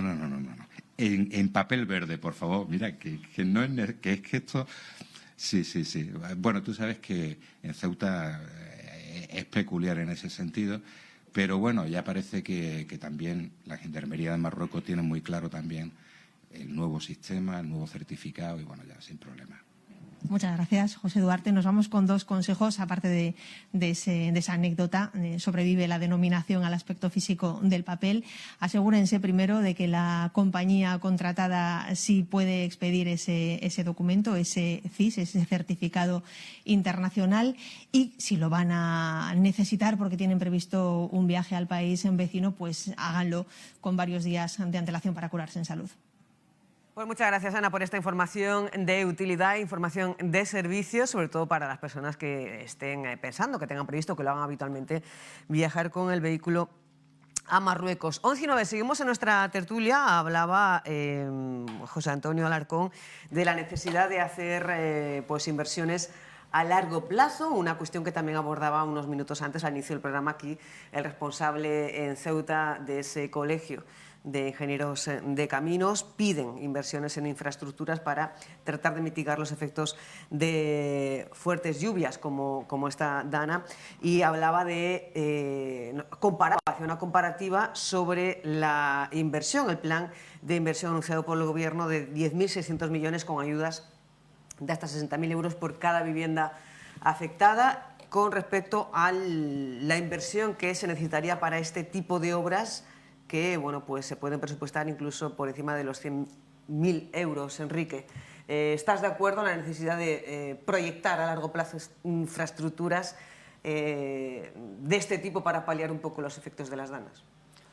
Bueno, en realidad nosotros, que nos consideramos un país, un Estado, una sociedad del primer mundo, pero lo que caracteriza o debería caracterizar a este tipo de Estados es precisamente su estructura. Eso es lo que le da la solidez, porque coyunturalmente puede haber fenómenos de estos, pero el Estado necesita tener una estructura sólida, y las estructuras no se hacen en un plan de una legislatura, de dos. A lo mejor las estructuras se tienen que hacer a través de décadas. Cuando se habla de las cuestiones relacionadas con la base estructural de un país, se debe pensar que muchas veces es preferible hacer algo lento pero bien, aunque sea más caro, que hacerlo muy deprisa, porque vas a salir al paso, va a quedar como que lo has hecho, pero luego no va a tener capacidad de resistencia ante cualquier tipo de fenómeno.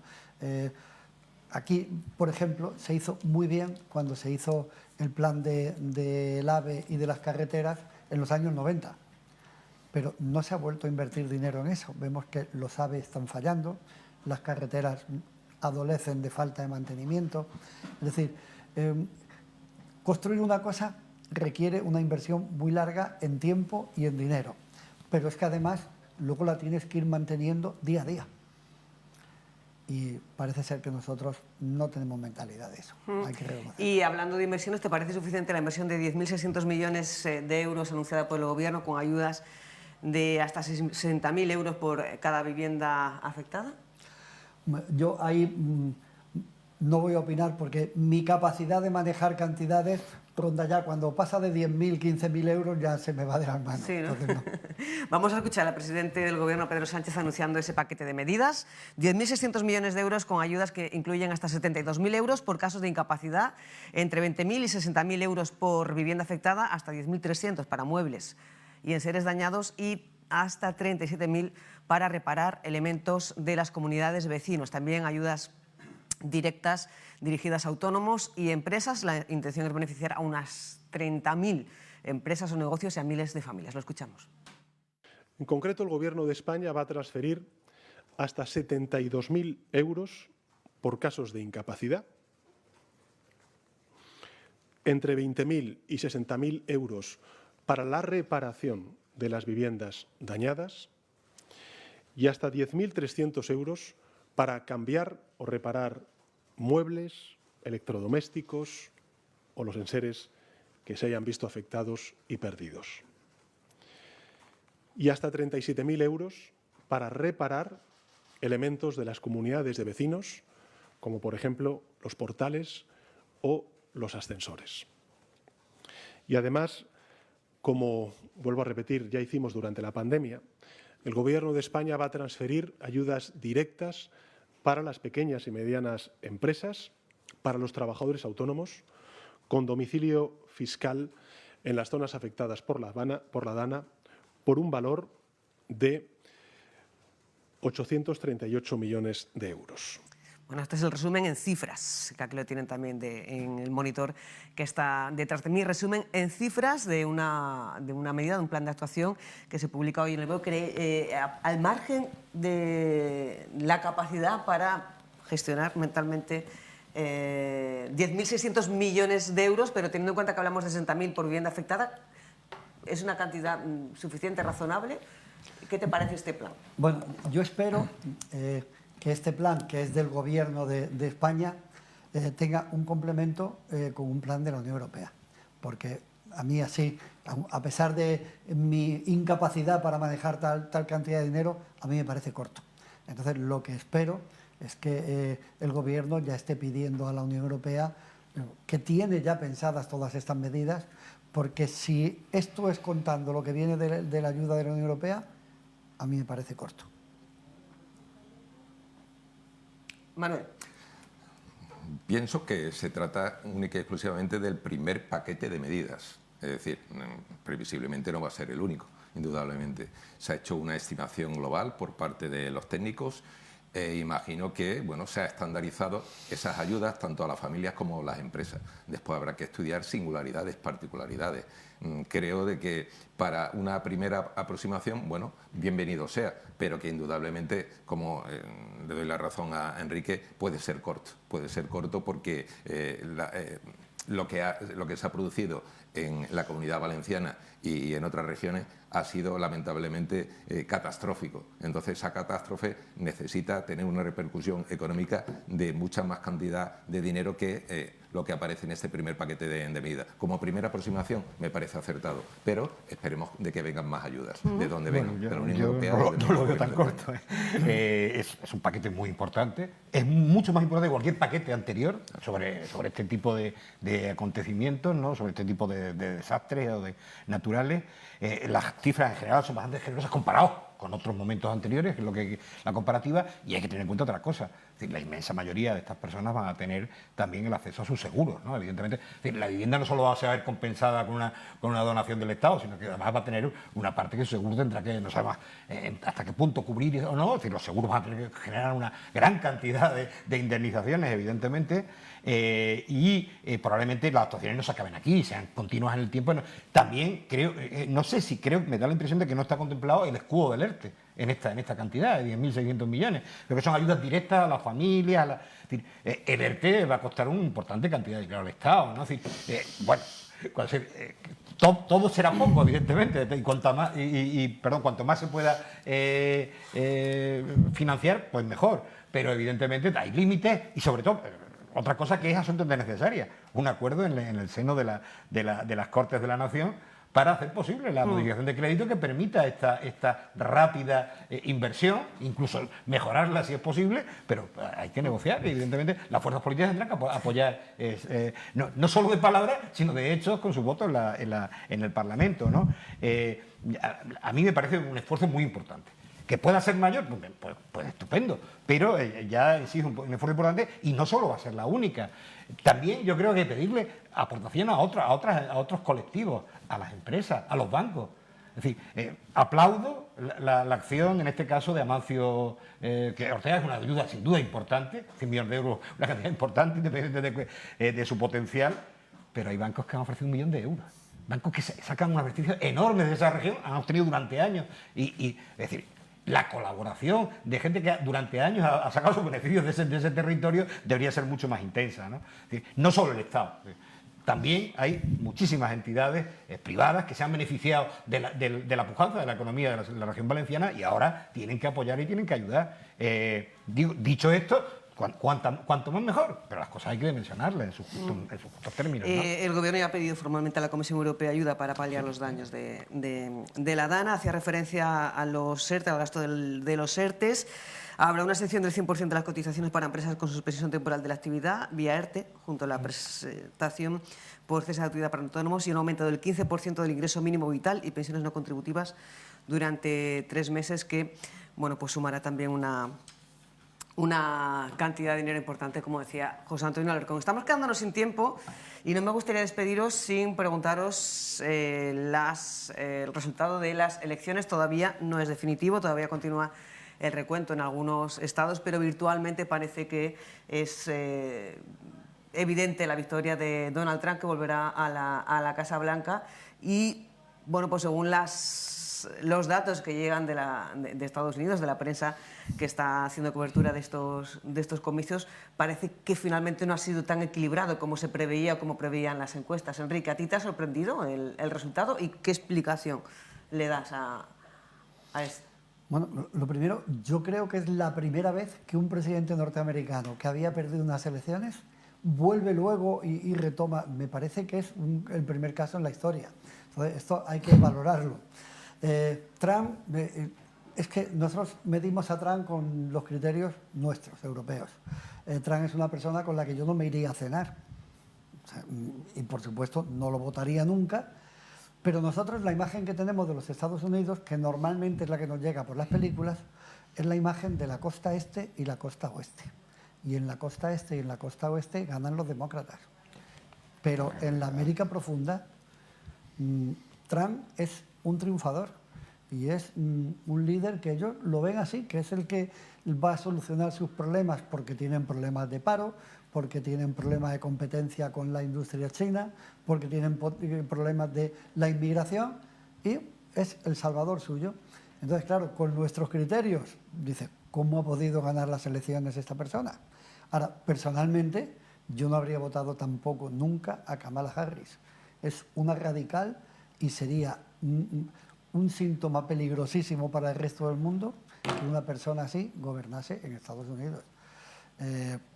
Ahora, ¿qué pasa? Todas las sociedades occidentales nos estamos polarizando.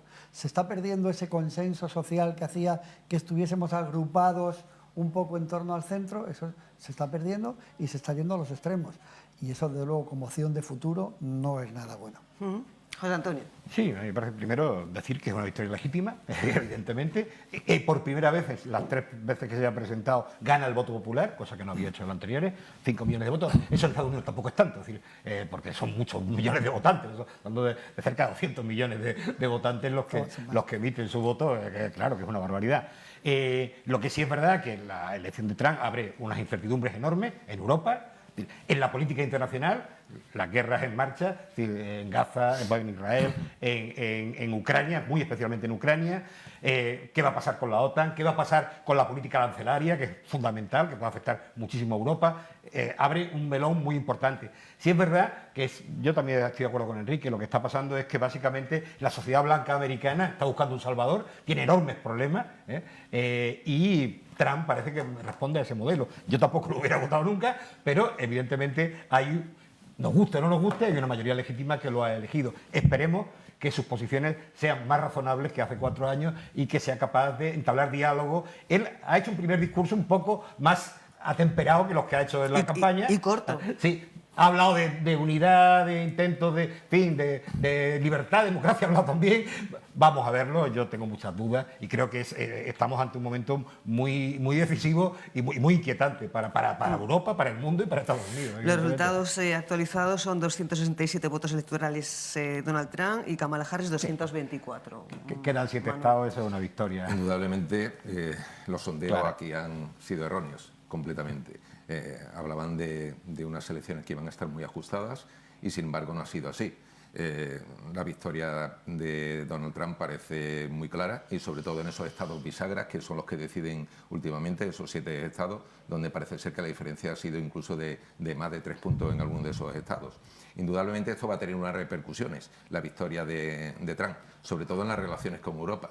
Las relaciones transatlánticas no creo que vayan a pasar por los mejores momentos, tanto en el plano de defensa, tenemos ahí la guerra donde está implicada Ucrania, vamos a ver cómo va a seguir esas relaciones entre la OTAN y Estados Unidos, en el plano de las relaciones comerciales, qué va a pasar, como se ha apuntado anteriormente,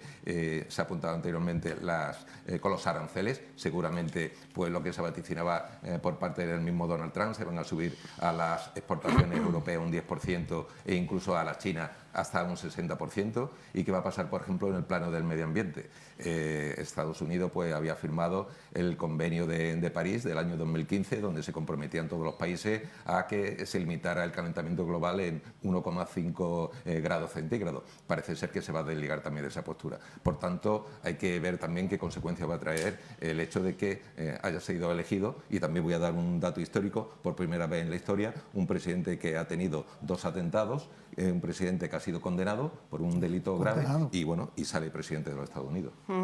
Y también otro dato que podríamos analizar, pero ya tendrá que ser otro día porque nos quedamos sin tiempo y nos pide paso Rafa Morales, es que ha habido un 20% de participación menos que en las anteriores elecciones, que habría que mirar de dónde viene ese 20% de personas que no han acudido a las urnas, si son demócratas que no estaban de acuerdo con su candidata o son personas indecisas que finalmente pues no han votado en estas elecciones de Estados Unidos 2024. Enrique Ávila, muchas gracias, como siempre, un placer. Un placer también, muchas gracias Manuel Hernández y José Antonio Alarcón. A vosotros. Muchas gracias y hasta la próxima.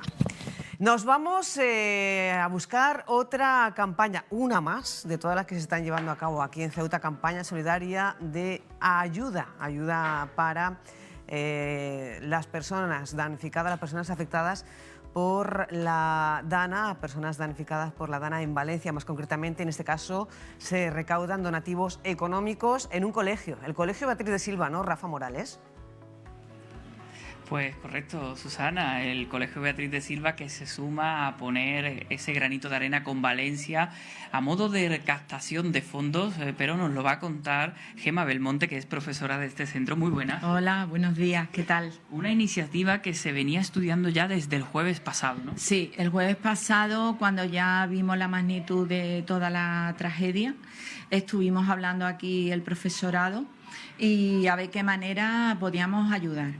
Entonces, en un principio pensamos en lo que es la donación de alimentos, de ropa, pero durante todo el fin de semana, durante el puente, viendo la cantidad de recogida que se estaba haciendo, nos pusimos en contacto con organizaciones de Valencia, en concreto con Cáritas de Valencia, y ellos nos aconsejaron que era mejor aportación económica porque así podrían comprar lo que verdaderamente necesitaban en cada momento.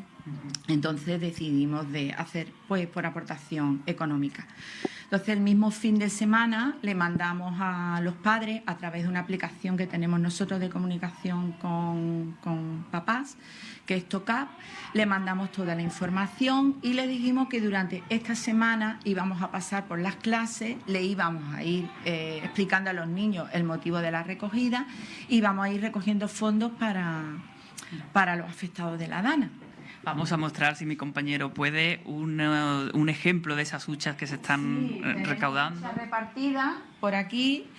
En concreto, en vez de venir los niños a echarlos, yo paso por las clases y así pues se les va recordando el motivo por qué es la recogida. Dependiendo de las edades, pues claro, los chiquillos tienen una inquietud u otra. Los más pequeñillos pues, a lo mejor te dicen, señor, es que se han quedado sin juguetes, es que... Ya los más mayores pues son un poco más críticos, ¿no? Y a lo mejor te van dando un poco más explicaciones. Señor, pues ¿podían haberlo evitado? No, nosotros no entramos en nada de eso, nosotros colaboramos solamente. Y bueno, todos ellos son conscientes de lo que ha pasado, todos están informados. Todos están informados, todos, desde los de 3 años, cada uno lo informamos en función de su edad, claro está. A los más pequeños se les da una información y los más mayores pues se les va informando más de la magnitud, pero todos están informados. Nos comentabas cómo era el sistema, se reparte esa hucha por... Bueno, se reparte, se pasa. Paso yo todas las mañanas, voy con la hucha y a ellos les gusta echar el dinero dentro de la hucha y es sorpresa. Luego la abriremos con ellos y veremos lo que hay en las distintas huchas. Hay varias porque ya una ya está llena. Esta está casi llena y en secundaria tenemos 2 huchas más.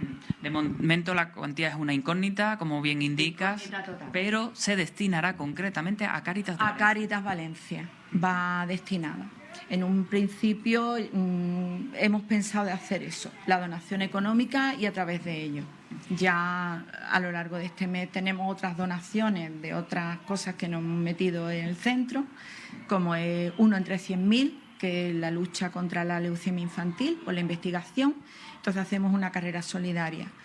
y a final de mes haremos el kilómetro solidario para Banco de Alimentos. Entonces, para no saturar tanto de cosas de recogida de alimentos, hemos decidido también lo de la recaudación económica. Y esta recaudación de fondos para Valencia tiene un periodo que comenzaba este lunes y terminará. Nosotros hemos puesto fecha tope el viernes, pero de todas maneras yo la semana que viene sigo pasando por si hay alguien más que quiera donar, pues se añade.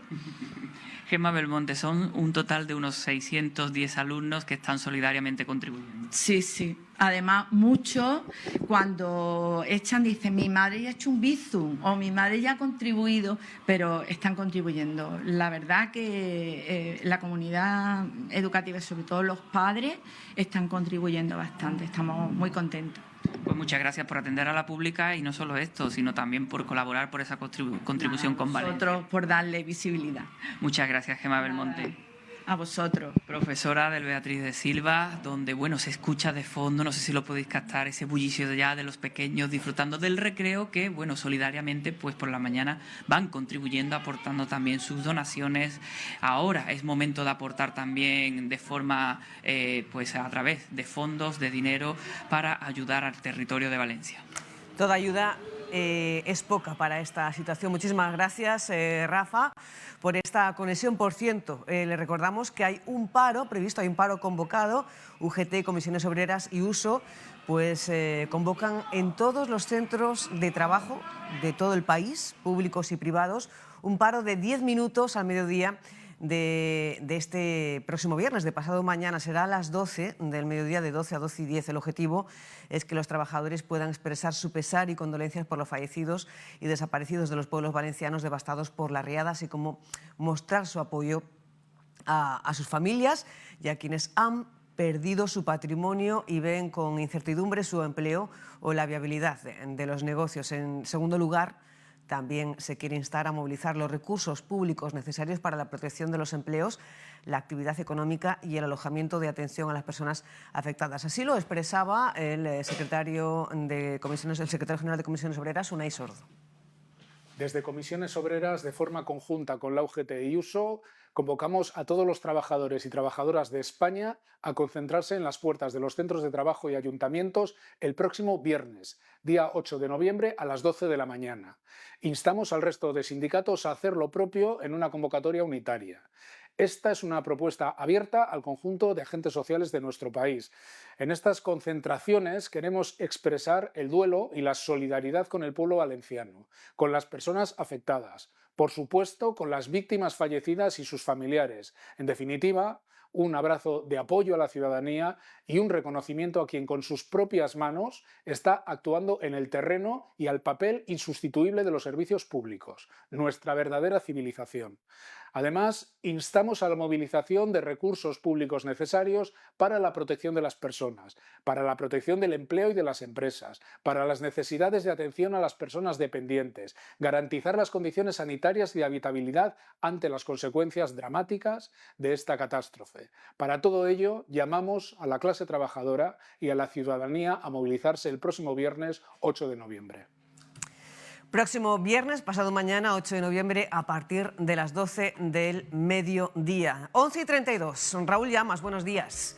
¿Qué tal, Susana? Buenos Tenemos días. pendientes alguna conexión vinculada al sector tecnológico de la ciudad. Llega a Ceuta una nueva empresa. Volveremos a conectar con otra causa solidaria de recaudación de ayuda de donativos para la Dana, pero antes queremos que nos adelantes las noticias de este miércoles.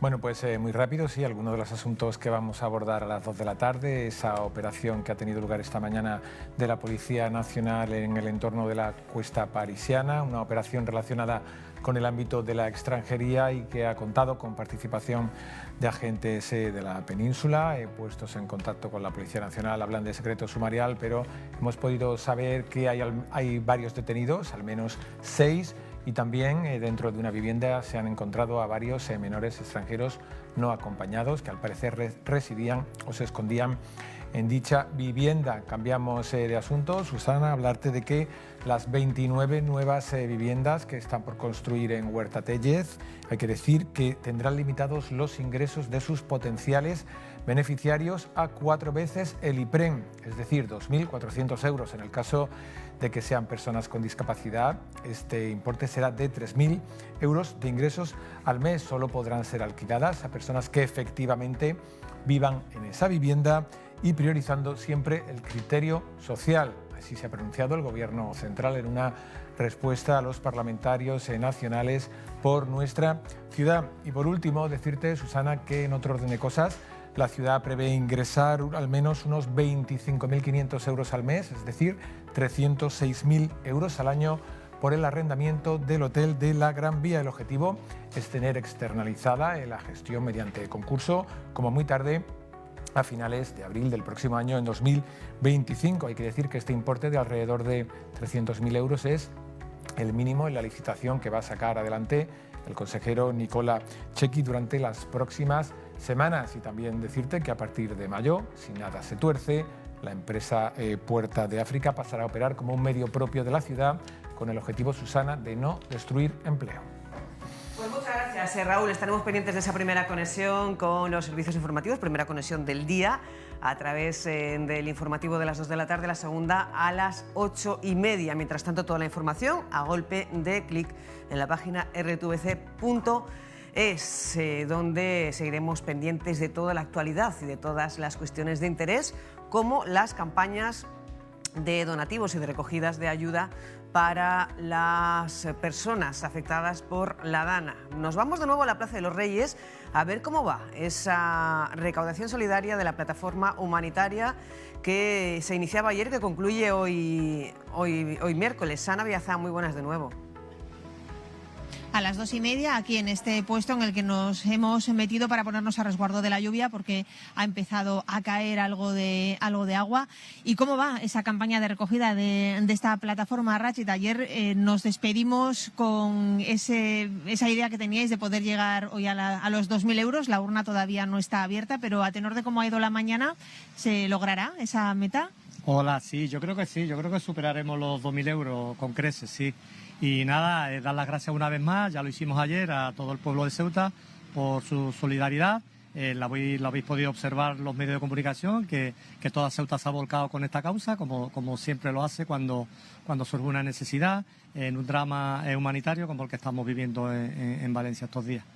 Y tenéis experiencia, porque en ocasiones anteriores la plataforma, de hecho, se activa a exprofeso cuando ocurre alguna catástrofe y son muchas las víctimas. Lo hizo con ocasión del terremoto de Turquía, el terremoto de Marruecos, en alguna otra vez más. ¿Habéis notado, pues no sé, una mayor cercanía en esta ocasión, una mayor sensibilidad, si cabe, que la apreciada en ocasiones anteriores? ¿Cómo ha sido? ¿Cuál puede ser el balance general por la percepción que habéis tenido a pie de calle del comportamiento de los ceutíes? El balance es el mismo. El ciudadano de Ceuta se vuelca con cualquier causa cuando se trata de mostrar su solidaridad. Tenemos la experiencia de los terremotos de Turquía, los terremotos de Marruecos, este verano cuando el fenómeno de los nadadores también en agosto y septiembre, donde la ciudad también se vio desbordada de estas personas. Como digo, la plataforma no está legalmente constituida, nos activamos cuando la necesidad lo requiere, como en este caso. Y como digo, el balance es muy bueno, porque no se puede esperar otra cosa de nuestros ciudadanos. Y no se puede hablar ni siquiera de un perfil, porque se acercará gente de todo tipo y de toda condición a colaborar. ¿Ese es el caso? Sí, todo el ratito que habéis estado vosotros aquí lo habéis podido observar. Llegan los ciudadanos y, en fin, hacen su donativo y se marchan, le damos las gracias, los buenos días. Una rutina, como si fuera un acto rutinario. Rachid está aquí flanqueado por 4 voluntarias que están al pie del cañón también recaudando esa solidaridad de todos. ¿Cómo es que se siente uno cuando es partícipe de esa cadena de ayuda, en este caso al pueblo valenciano, por ejemplo? ¿Tu nombre cuál es? Nora, ¿cuál es tu sentimiento haciendo algo así? A ver, yo me siento grande en este sentido, igualmente con darle las gracias ante todo a todas las personas que se han acercado al stand a colaborar y claro, como ya anteriormente dijo mi compañero, tenemos previsto en organizarnos, ir personalmente hacia ahí y ayudar en todo lo que haga falta. Eso será lo próximo. Sí, creo que lo dijimos ayer ya públicamente. Nos pusimos en contacto mediante correo electrónico el jueves pasado. Enviamos, como digo, un correo electrónico a la Federación Valenciana de Municipios y Provincias. Ese ofrecimiento que hicimos le dieron paso al Centro de Coordinación de Emergencia de la Comunidad Valenciana y estamos esperando. No hay nada concreto todavía, esa debía haber sido la pregunta. No, los accesos están restringidos. Yo, paralelamente a eso, mantengo contacto con compañeros de la Organización de Guardias Civiles que represento y con un grupo de voluntarios que hay allí también, que mantenemos conversaciones con ellos. De hecho, me comentaba la voluntaria que han coincidido con Cruz Roja Ceuta. Me puso me mandó un par de fotos y me dijo que ayer coincidieron con los compañeros de Cruz Roja que están allí sobre el terreno trabajando y, como digo, cuando nos den autorización nos trasladaremos, porque lo haremos desde los cauces oficiales, porque, como digo, nos informan de que hay zonas que se está restringiendo el acceso. Están ahora la maquinaria trabajando y no permiten a los no residentes que desplazarse porque hay mucho voluntario y poca coordinación. No vale solo con querer ayudar, sino que esa ayuda tiene que estar también ordenada para que finalmente sea efectiva. Pues esa es la situación en este puesto de la Plataforma Solidaria en la Plaza de los Reyes. Van a permanecer aquí recaudando ayuda para el pueblo valenciano hasta las 2:30 de la tarde, y entre las personas que se han acercado a lo largo de la mañana de este miércoles ha estado el presidente de la ciudad, Juan Vivas, que ha hecho una valoración de toda esa solidaridad que están demostrando los ceutíes también en esta ocasión. Pues la verdad que es la confirmación de algo que ya sabíamos. Yo siempre digo, y no es retórica, ni tampoco es nada forzado, me sale del alma, lo mejor que tiene Ceuta es su gente. Y ahora, de manera espontánea, pues ha habido multitud de manifestaciones de solidaridad con el drama, el terrible drama que se está viviendo en Valencia y en algunas otras partes de España, pero que ahora está el epicentro en Valencia. Lo que está haciendo la asociación que preside nuestro amigo Rachid, lo que está haciendo Banco de Alimentos, lo que está haciendo Cruz Roja, lo que está haciendo Luna Blanca, lo que se está haciendo de manera anónima, lo que está haciendo también la Asamblea, lo que han hecho nuestros bomberos, la disposición de nuestros policías, el comportamiento y la disposición de nuestra Comandancia General y de nuestros militares. En última instancia, un fiel reflejo también de la sociedad española. Y creo que es lo que procede. Estoy convencido que Valencia saldrá adelante, tan convencido como que esto dejará huella. Es imposible que no la deje. Estamos viviendo un drama de una dimensión inédita en el siglo XXI. La cantidad de vidas desgarradas, personas, familias que han perdido su pasado, que han perdido su futuro, que han perdido sus seres queridos. Por tanto, creo que ante eso solo cabe la entrega y la disponibilidad. Estoy convencido de que las instituciones van a responder, deben de responder. Tenemos la obligación de responder, de estar a la altura de lo que se nos demanda. Pero sobre todo yo creo que el impulso motriz vendrá por parte de la sociedad española, que ante estas situaciones es capaz de dar lo mejor. Y lo vamos a demostrar. Cada vez que España ha vivido una calamidad, la gente ha tomado el testigo para decir no podemos dejar abandonados a quienes están sufriendo como consecuencia de la calamidad y hay que salir adelante. Y lo vamos a hacer. Muchísimas gracias.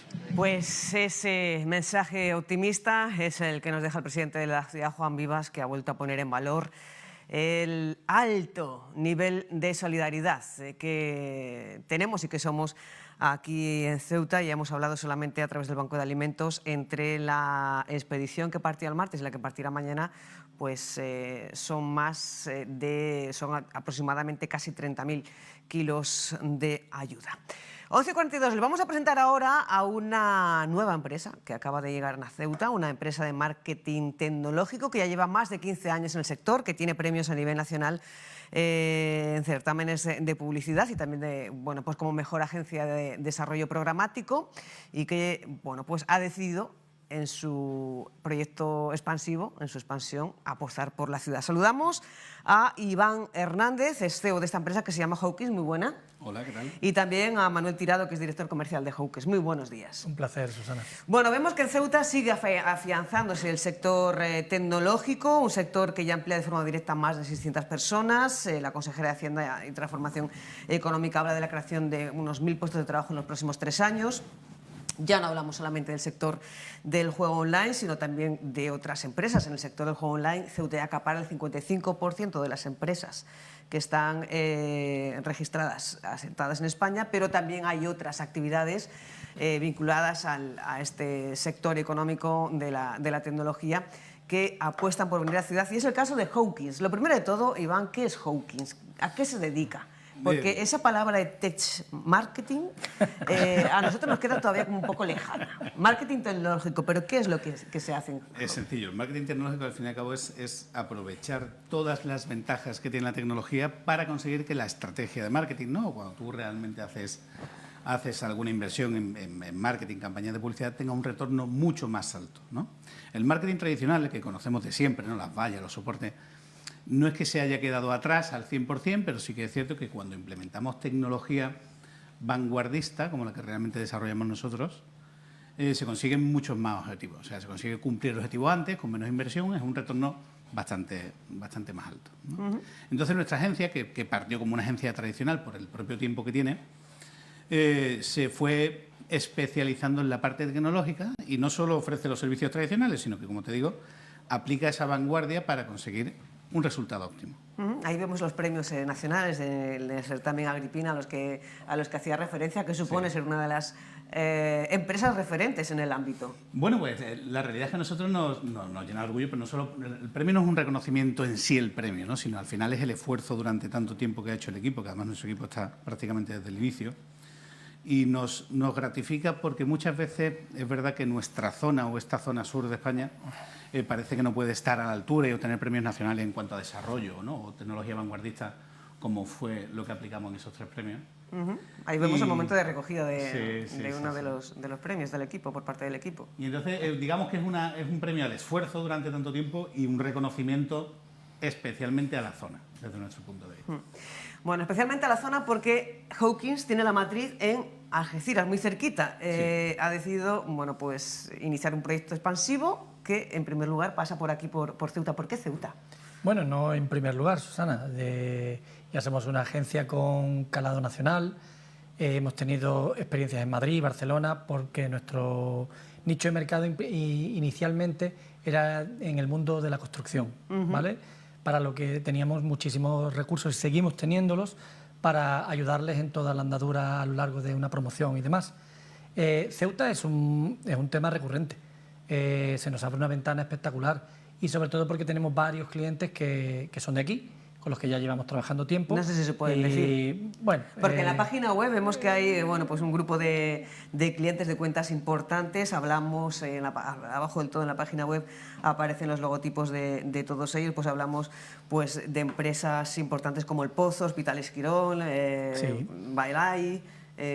Bueno, pues empresas que... Bueno, yo no tengo ningún problema en poder comentar que estamos con Borràs, haciendo con chocolate Maruja, y estamos haciendo un tema porque ellos tienen mucha penetración en el mercado árabe, el cual nosotros también perseguimos, no me voy a esconder, y entonces, porque es un mercado en expansión, y el epicentro desde el que queremos montar toda esa mancha de aceite que queremos que funcione en esa línea, pues es Ceuta, evidentemente. Claro, me refería en ese proyecto expansivo, pensar en Ceuta, me refería a tener aquí una sede que ya está abierta en la calle...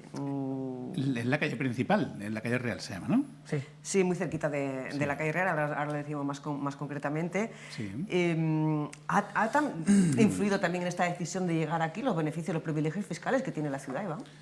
Sí, todo suma, la verdad es que todo suma. Nosotros lo que pensamos es que Ceuta es un sitio muy interesante por la deriva que está tomando hacia la tecnología. No solo son las ventajas fiscales, sino que además empieza a tener un personal muy cualificado. O sea, aquí hemos encontrado personal que está más cualificado que en otras zonas de la península. Y además nos parece que es un sitio, se está convirtiendo en un hub tecnológico, lo que antiguamente podría haber sido Gibraltar. Nos parece que Ceuta es la zona en la que tenemos que estar. nuestra agencia, como dice Manolo, que funcionamos por suerte a nivel nacional, ¿no? Y con empresas muy grandes. Si queremos desarrollarnos tecnológicamente y tuviésemos que pensar una zona, la segunda zona después de la sede central, que ya la tenemos desde más de 15 años, sin duda era Ceuta. De hecho, de las alternativas que planteamos estar en Barcelona, que de hecho estuvimos durante un tiempo. Hemos planteado estar en Madrid, que también estuvimos durante un tiempo, y tenemos absolutamente claro que Ceuta es la zona. La ventaja fiscal es algo que suma, no es decisivo, pero sí suma, claro, evidentemente suma. Porque en la matriz hay un equipo de unas 25 personas. Sí, 28. 28 personas. 28, sí. ¿Cuánta gente está trabajando ya? Porque ya se ha abierto la instalación en la sede, en la calle Delgado Serrano. Ese es el punto concreto donde está operativo Hawkins. ¿Cuántas personas trabajan ya en la sede en Ceuta? Ahora mismo trabajan 4. En Ceuta estamos 4 personas. Están 4 personas. Nosotros vamos y venimos, ¿no? Desde Algeciras, que además estamos muy cerquita, estamos a muy poco tiempo, ¿no? Pero nuestro plan de expansión es que en muy poco tiempo lleguemos a más de 15 a muy corto plazo. Porque además realmente no solo somos una agencia tecnológica, sino que como además somos un agente intermedio que analizamos subvenciones como Kit Digital y todas estas cosas, ya hemos empezado a traer muchas subvenciones, lo cual nos demanda mucho trabajo. Porque es una empresa especializada también en administrar fondos europeos, subvenciones y demás. Solamente en fondos destinados a las pequeñas y medianas empresas han tramitado ya 25 millones. Bueno, no sé exactamente la cifra, pero sí, por ahí andaremos. Es muy farragoso, es complicado, requiere de una alta especialización por parte de nuestras estructuras. De hecho, el plan de negocios para Ceuta no es solo tener personal directo, sino colaborar con todas esas empresas locales que lo hacen muy bien y con las que ya tenemos, incluso con 3 de ellas, ya tenemos firmados acuerdos de colaboración, por lo cual venimos a sumar. Nunca, y eso me gustaría dejarlo muy claro. ¿Qué tipo de colaboraciones? Bueno, tanto comercial como técnico, como de cualquier tipo de índole. Porque donde ellos no llegan, llegamos nosotros, donde nosotros no llegamos, llegan ellos, y sobre todo nuestra experiencia a la hora de trabajar con las administraciones en tema tramitaciones y demás, pues hace que sea mucho más fácil para el empresariado, que es el concepto subvención siempre lo ha visto como algo negativo, ¿sabes? Por lo farragoso, porque no llega el dinero en tiempo y forma, porque es complicado, y nosotros hemos implementado una nueva forma de trabajar, por la cual incluso adelantamos parte del dinero para que el empresario pueda trabajar de forma recurrente con estas subvenciones. Nosotros, y este señor que está un poco loco, yo lo digo muchas veces, pues aguante con la espalda ese tipo de cash financiero que se necesita para todo esto y hace que dinamicemos mucho más. Esa es la clave del éxito. ¿Qué puede aportar esa locura del CEO de Hawkins al empresario de Ceuta, Iván? Pues lo primero que traemos, lo que dice Manolo, todas las subvenciones que nosotros traemos son 100% a coste cero. O sea, los empresarios de Ceuta tienen que pagar cero. Trabajamos 100% a éxito. Si conseguimos la subvención, que son subvenciones a fondo perdido, bien, y si no, pues no pasa nada. ¿Qué tipo de subvenciones? ¿De qué tipo de subvenciones estamos hablando? Para que, bueno, pues si hay algún empresario que nos esté viendo, pueda encendérsele un poco la bombilla. Sí, pues, bueno, la más famosa, además depende un poco del tamaño de la empresa, Digital, ¿no? puede ser. El Kit Digital es la más famosa, que además ahora todo el mundo sabe que regalan un portátil, ¿no? Te dan un portátil, una página web, 100% gratis. Nosotros no cobramos nada, solamente nos llama y se lo tramitamos. Y si dicen que sí, que es lo más probable, pues tiene su portátil y su página web. Pero no quiero quedarme solo ahí. Cuando las empresas son algo más grandes, nosotros sabemos y ya somos conscientes de que las empresas medianas tienen un revulsivo en cuanto a la aplicación de la inteligencia artificial. Nosotros traemos una subvención de inteligencia artificial a fondo perdido para que todas las empresas, da igual el tamaño, obtengan muchísimo más beneficio haciendo exactamente lo mismo. Le implementamos la inteligencia artificial, le optimizamos procesos. Hay mucha gente que dice, ¿pero eso va a acabar con el trabajo? No, lo que puedes utilizar el personal para hacer cosas más útiles. Pónganos un ejemplo de la implementación de una aplicación de inteligencia artificial en una empresa, no sé, ¿de cuál sector? ¿Un ejemplo de...? Por ejemplo, te pongo un ejemplo. Uno que para nosotros ha sido un revulsivo es una inteligencia artificial que desarrollamos además nosotros directamente, que sustituye el 100% de las personas que se dedican a la gestión de los apartamentos turísticos. Imagínate que tú tienes apartamentos turísticos y tú necesitas atender reservas de día, de noche, en español, en inglés, en chino, en árabe. Tienes que gestionar la reserva con Booking, Airbnb. Nosotros hemos hecho una inteligencia artificial que hace todo eso, pero hace absolutamente todo. O sea, quiero decir, atiende con voz y no se nota que es un robot. Atiende con voz a cualquier inquilino a cualquier hora. La petición del inquilino la registra. Si el inquilino tiene una rotura, se pone en contacto con mantenimiento. En fin, es la automatización total del proceso. Tú dices, Bueno, ¿acabas con el trabajo de la persona que estaba? No, esa persona la podemos destinar a otra cosa. Pero ese trabajo de atender a las 12 de la noche a una persona que habla ruso, porque no voy a decir inglés porque ya cada vez, gracias a Dios, todos hablamos más inglés, pero alguien que habla ruso para atender a las 12 de la noche es un esfuerzo brutal. ¿Y eso es subvencionable? 100%. El 100%.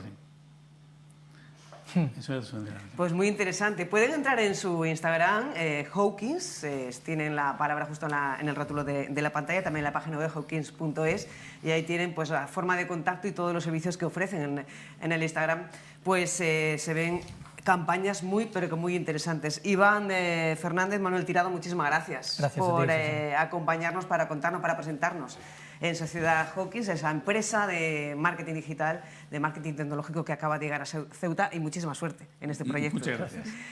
Y también nos vamos deseándole muchísima suerte a todos los soldados regulares, a los regulares de Ceuta que ya han partido hacia Valencia para colaborar en las labores, en la ayuda que se está prestando en la comunidad valenciana en esa catástrofe causada por la Dana. Vemos imágenes de la partida anoche a esa comunidad valenciana. Con ellos nos despedimos, dándoles las gracias por acompañarnos y deseándoles, como siempre, que pasen muy buena tarde. Hasta mañana.